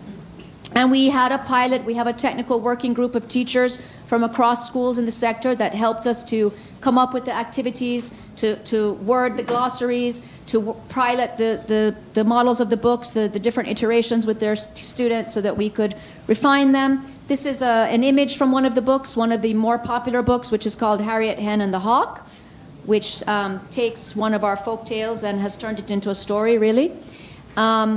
This is a summary of the pilot, which took us maybe 6 months or so, and we worked with our team at Innocenti in Florence, and that study is available on UNICEF's site if you Google it. And also on our Instagram page, there's a link where you can go directly to the accessible digital books in this study, but also, as Dawn said, they're all on our Learning Passport, and there's other activities on the Learning Passport that have, I'm wrapping up now, promise you, that have that explicate the books, right, to make the books more engaging for students. So we do a specific activity in the summer with math word problems, and this past summer we focused on scenarios from each of the books to try and encourage children to read the books. The Learning Passport is useful for teachers, parents, and students themselves who can navigate the platform. This is the study that is available online that you can access. And it just basically tells us what we know, that the books encourage children to engage, and children are digital natives now, right? So when you give them a tablet, they're happy to work with that tablet and to do whatever they can with that tablet. Ari had no problem just sitting there with the Prime Minister and reading the story with him. We didn't have to prep him, or he just was, that was that. He was happy to read the story together. So we know that it encourages students to engage more, and this was when we launched it. And wrapping up now, we've been doing a series of webinars with the JTC, has been a big supporter of this initiative. Thank you, Dr. Gordon and your team, because we've been able to reach teachers by doing these webinars. We put it out there, we ask teachers to join, we model it, we show them, we demo it, and more teachers we use Ari all the time in these photos because he is just adorable. And he's our ambassador. And so these universal design principles allow us to make the material come alive. What do we need to do? We need to keep spreading the word. So I'd love you all to try them out, to tell your teachers, so more and more people can see how flexible the accessible models are. And as we bring out new books, we have to do better to make sure that the sector is aware of them. And that's basically what it's saying, that we need to support teachers. We have to increase teaching time so they can become more comfortable using these devices, managing the use. If you only have a certain number of devices, devices and a large number of students, how do you navigate that classroom methodology practice, and how we can integrate the creation of ADTs into our media services unit and into our publishing industry and guidelines to do that, which incorporate the use of AI. So these are some of the websites that have more information, and I believe we're going to find a way to share these presentations with the participants. I don't know, JN will figure that out. So you'll have access, but if you follow UNICEF Jamaica, you can always learn more, and there's Ari saying thank you. Thank you too. And I must say that was 9 minutes and 45 seconds. Awesome, awesome. No, because I was very intent. Okay. Really enjoyed what you were doing. So over to you, Doc.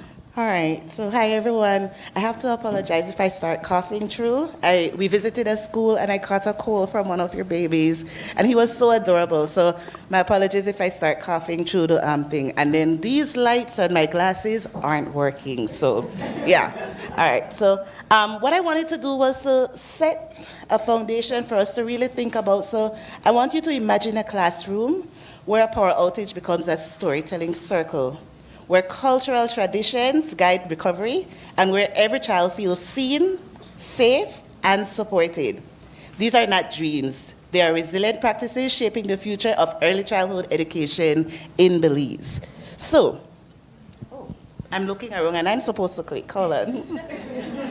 All right, so I'm going to walk you through inclusive and resilient practices in early childhood education. Specifically, what is it that we do in Belize? You're gonna click for me? Oh, so sweet. All right, thank you. All right, so in terms of presentation, I'm going to share with you what we do in terms of our curriculum, what are some adaptations, and what are lessons for regional replication. So the first thing that I wanted to share is when we talk about our competency-based curriculum framework, what's very important to note is that we base our curriculum on culture. So every single thing that we do is based around the culture. And if you are familiar or not familiar with Belize, we have a very rich culture in terms of having several different ethnic groups. So because we base it on culture, whether students are learning the competencies, the pedagogy that teachers use, and the type of assessment, everything leads back to culture. So automatically the children are familiar because they're learning about their identity, their personality, anything that makes them them. So that's very important. All right, now this is where the problem comes. Moderator, I really need to go up. All right. My apologies. I bought an expensive glass that doesn't work. All right. I don't want to tell you I'm still not seeing that. All right, so when it comes to our curriculum-based framework and our curriculum, what's very important to note is that we garner our curriculum around the universal design. So what you're seeing, it should be best practices, and I don't know how we didn't catch that up.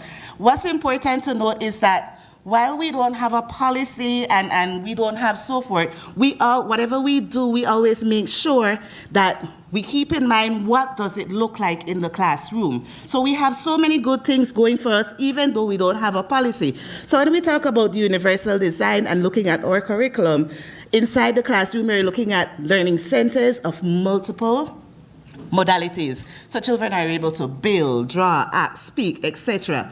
When we look at home language support, remember initially I told you that our curriculum is surrounded with culture. So within our curriculum, we ensure that there are several different languages in terms of the songs we use. So you may see a song in Spanish, a song in Garifuna. Our teachers are able to adapt that to the language for the area that they're dealing with. So because we do that, we have very strong family partnership, because within our curriculum as well, at the end of every single unit, actually at the end of every single lesson, there is something where the parents are supposed to do. So we may send home, and this is all in the curriculum. Like I said, it's flexible. Teachers can change it if they want.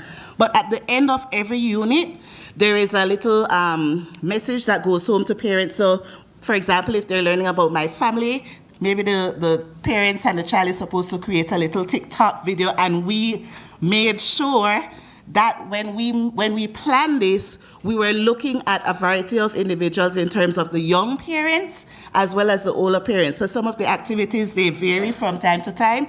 We give our teachers all of that. When we look at inclusive pathways, we have a very strong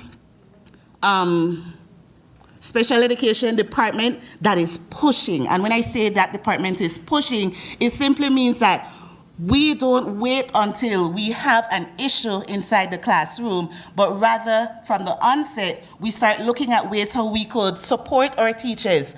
My clicker isn't working. Ways how we could support our teachers. And so what you're seeing here in terms of EC resilient initiatives, these are only a few. A very little few. So we have UNICEF, who does an amazing job in terms of helping us.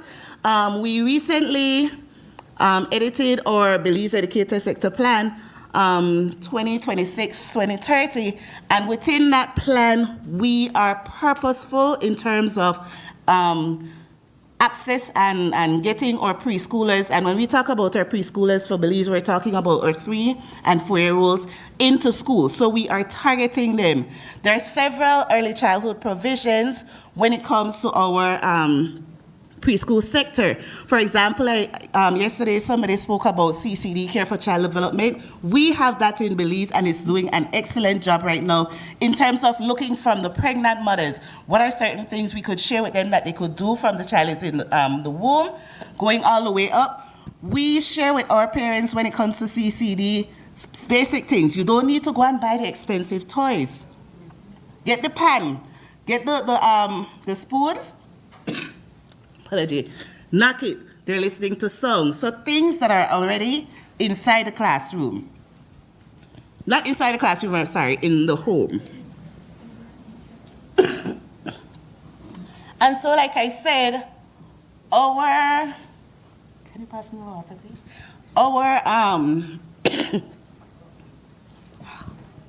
I was hoping this didn't happen. But he was cute though.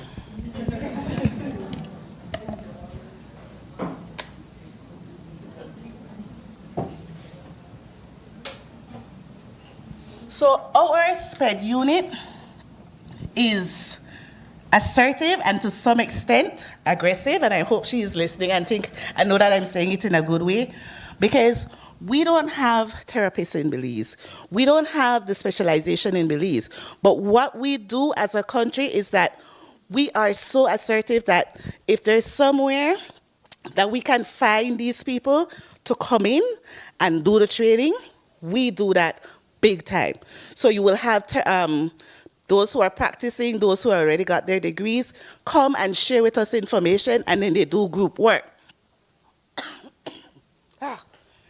Also, we are keen in terms of paraprofessionals. So that's another way that we help our teachers in terms of when these therapists come, they share with the teachers. So if you see this, these are certain things that you can do. And that's something that we have found out works a lot when it comes to our classroom. Because like I said, we don't have it in Belize, but we source the information, we share it. Is it enough? No, but at least it's a start. So if you're seeing certain students with certain behaviors, at least you have an idea, more or less, what to do, and then eventually referral can happen. This is just one thing that came out from the special ed unit in terms of a therapeutic preschool. And I have to say, when we did this, you could go to the other one. When we did this, there was the first screening. And if you look at that, I really wanted to share this with you because we had, like for example, if you look at the first screening, 96 students developmentally on track. And for the second screening, 164, which means that when we have these therapists and these different individuals coming in and sharing with our teachers different things that they can do, look at the numbers changing. And so this is something that we are practicing and we keep going. And I have to say that our teachers are really appreciative of this. Something else that we also did and that we have, you could go to the other one, is when we had COVID, automatically we had to jump into mode. So we had mobile micro lessons where we text teachers. Teachers would text parents, WhatsApp, audio. We did it all. We did the radio storytelling. So we have one main radio station that goes across all 6 districts. So we utilize that where teachers would come in, they would tape stories. And so all parents had to do was to turn on the radio. So we had that going. In events where we didn't have radio, they didn't have access to radio, they got the printables, etc. I'm getting there. So even though we did all of that, of course, we still didn't meet some students, especially those who are in far remote areas. So then, what next? What we realized is we have to partner. And so just 2 weeks ago, we had a really good meeting where we pulled in our partners. So we had UNICEF, we had World Bank, we had UNDP. You name it, we had it. And we started the discussion to say, you know what, you're doing funding, but how can we be more targeted in terms of saying, you're giving money for this, you're giving for this, how can we pull these money together to strengthen our system as opposed to looking at, you're doing this project, this project, this project, and at the end of the day, what's coming out of the projects? Basically nothing. Are they sustainable? No, because when that fund is finished, we're back to square one. So that's something that we looked at as a ministry, as well as we did that. We looked at our partners, we look at our community, and I have to say in Belize, we do really well because we are a tight-knit country, and so because we go from culture outwards, we do make it. There are certain things we still need to fix, most naturally, and I was sharing yesterday, this is my end, I was sharing yesterday that there's so much in Belize that we do. Imagine if we would have a policy that we could really implement and so forth, the wonders that would come out of Belize. And if you could just show my last slide. I spoke all of this in one. And I wanted to leave you with this. Resilience starts early, built through culture, strengthened by inclusion, and sustained by the educators, by partners, by community, who refuse to let learning stop. Thank you. Lovely. Thank you so much, Mrs. Gabor. And our final panelist, Mrs. Irvin. It's your time. Okay, good afternoon, everyone. So, thank you for having me as I share just a little tidbit on teacher wellness. So I hear everybody's talking about, let us help our students, let us help our children, yes. And as Professor said yesterday, the first environment of the child is the mother's womb. The first environment of the student would be the classroom, and that class, the host of the classroom is the early childhood educator, correct? So we can reasonably say that if the educator is not well, maybe the students also won't be well, right? So I wanted to have a little discussion, but of course time is against us. So looking at the picture, I love to show this picture of just someone here. She is a teacher, and if you can see, how is she looking? Is she strong and healthy? Is she ready to do what? Is she resilient? I heard that word being used. Yes. Okay, this one says she's resilient. How does she look? She looks like she's struggling. But she's strong, struggling and strong. All right, we're looking at two ends of the spectrum.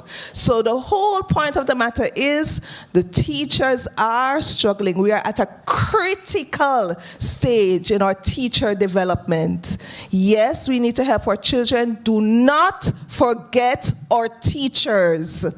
Administrators, stakeholders, principals, vice principals, Do not forget our teachers. More often than not, our teachers are left behind while the students are pushed forward.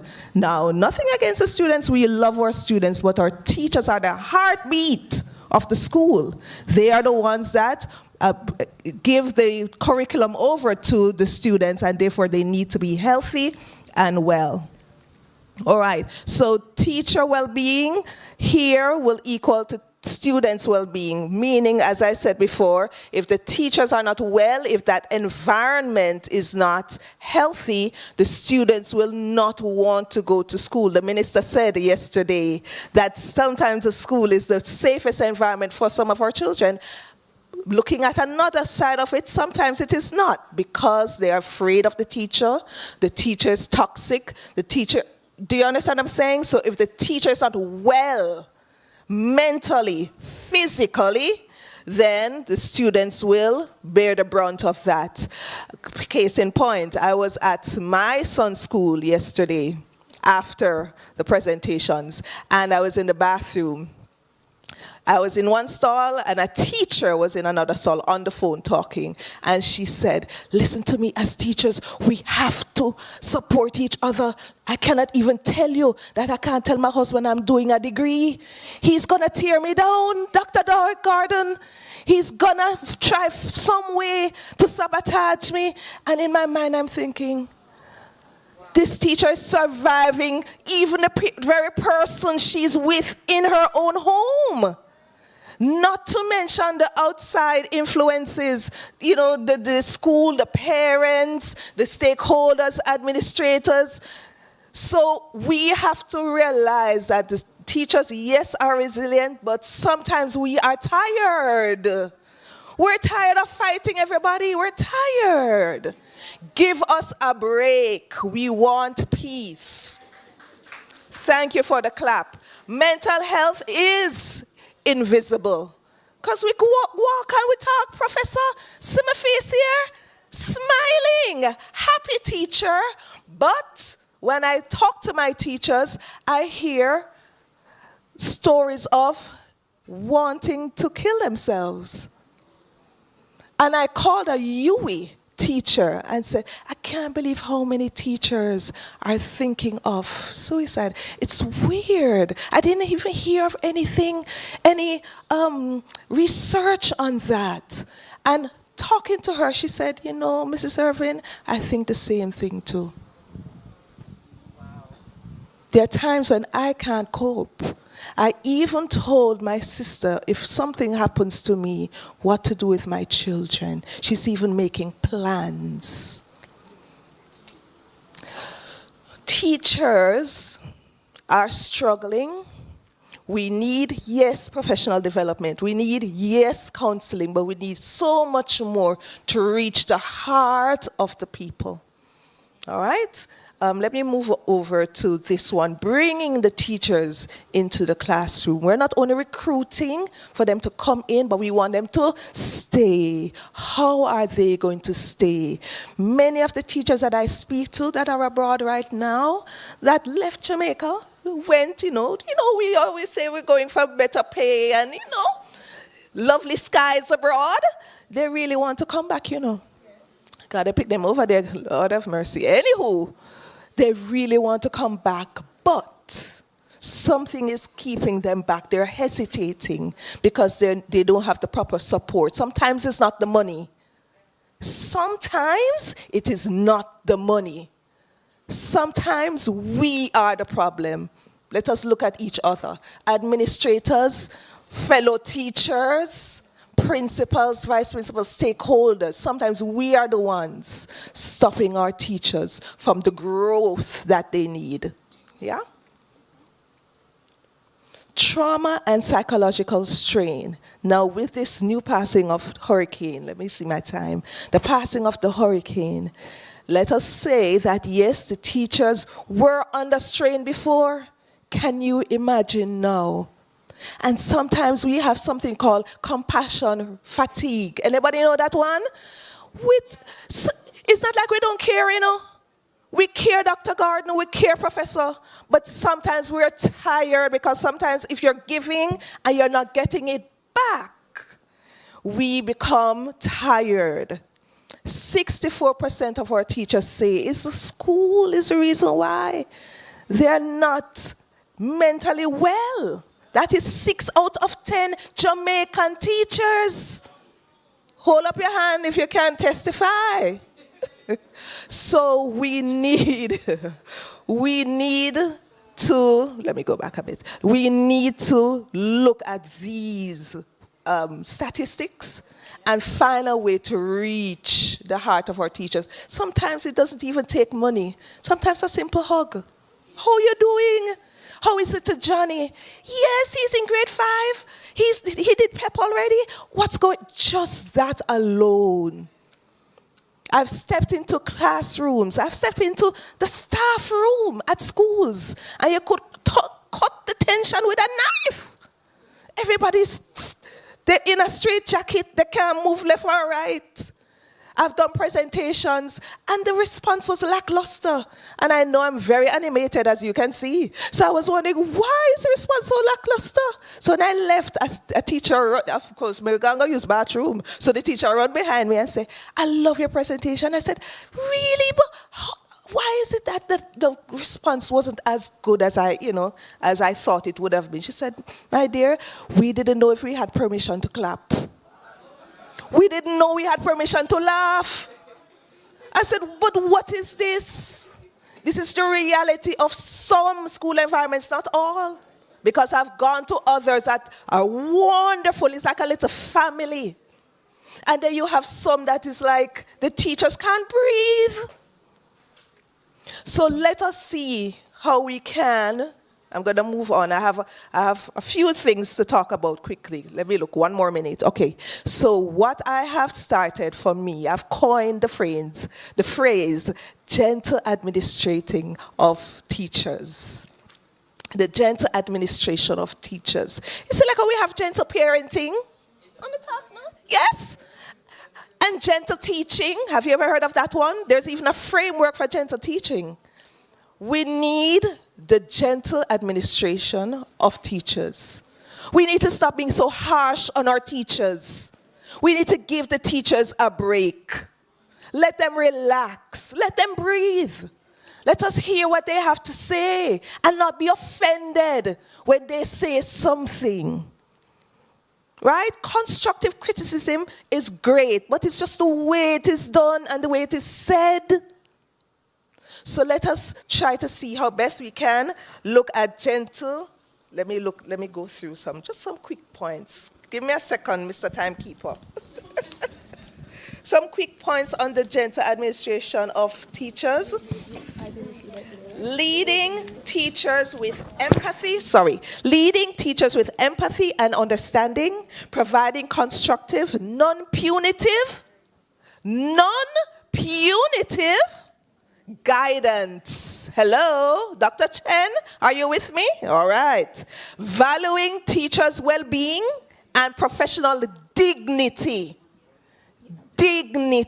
Yes? Creating a climate of trust rather than fear. And a point on that, if I share something with principal, vice principal, the counselor, me know my business a road. Hello? All right. Encouraging improvement through support, mentorship, Dr. Gordon, and collaboration. Using positive communication and emotional intelligence. And lastly, approaching conflicts or performance issues calmly and respectfully. Sometimes it's not that we don't want to perform. Sometimes it's the environment in which we are. All right? So lastly, short-term, medium-term, and long-term goals, we have to embed within our curriculum, within the policies of the Ministry of Education, emotional wellness. I remember Dr. Chen talked about the psychosocial training. I did such training with WHO. So those things that the teachers can do, and those things should be embedded within the curricula and within the policies of the Ministry of Education. Thank you so much. Thank you to Mrs. Irvin. And I guess you had like a cheerleading squad around the back. They really wanted to just say, preach it, preacher, but they held back. All right?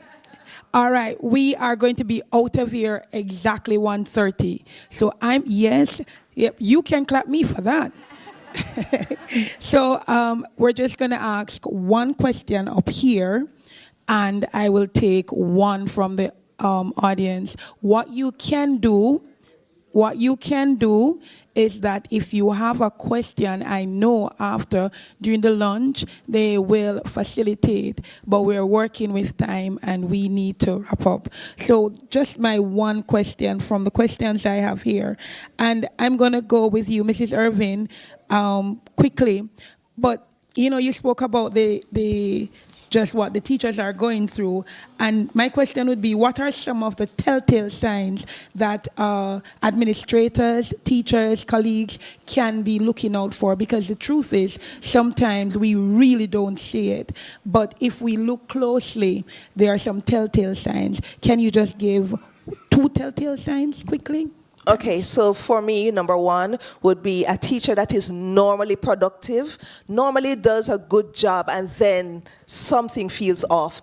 The work is not coming in on time anymore. The quality of work has suffered, and you feel like, okay, something is off right there. That is the first telltale sign. A second one would be irritability. You talk to some people and then jump down your throat. And then the next time you feel like you're walking on eggshells around that person. Clear signs, but remember that it's invisible many times. As many of us walk with smiles on our faces, and you'll never know what we live with. Yeah? Thank you. All right, do we have any questions in the audience? I know we have. Over to you, Doctor. Mike, it's coming. Thank you.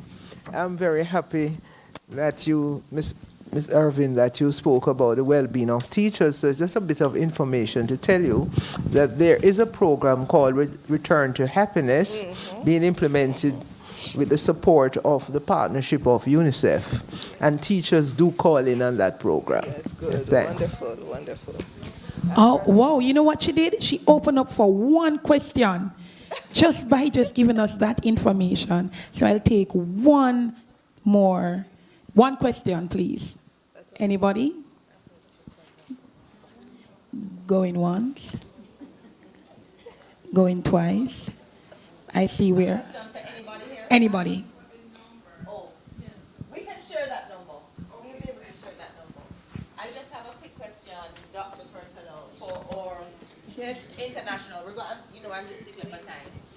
Can other countries access those? Yes, Can other countries access the books? Thank you so much, because I should have said that. So because, they're in English, so they would be relevant for any of the English-speaking Caribbean countries. Perfect. And there's a global, one of the links there is to the global repository where all accessible digital textbooks are. So not just ours, but all of them that exist, and they exist in multiple languages. So for example, the ones that Book Fusion has helped for Colombia, the Dominican Republic, Paraguay, they will be coming onto our Learning Passport to help in the way that we teach Spanish, okay, which would be useful for young children, but also older children. So yes, the short answer is yes. And in Jamaica, we've had 30,000 people have looked at those books already. So it's growing, thankfully. Excellent, excellent. All right, thank you so much, panelists. Thank you, everyone, for just listening and being a part of our discussion. God bless you. Have a wonderful afternoon. Let me just close by saying that it is how we teach, how we include, and how we respond, and how we honor the children as well as those working with them. Have a wonderful rest of the afternoon.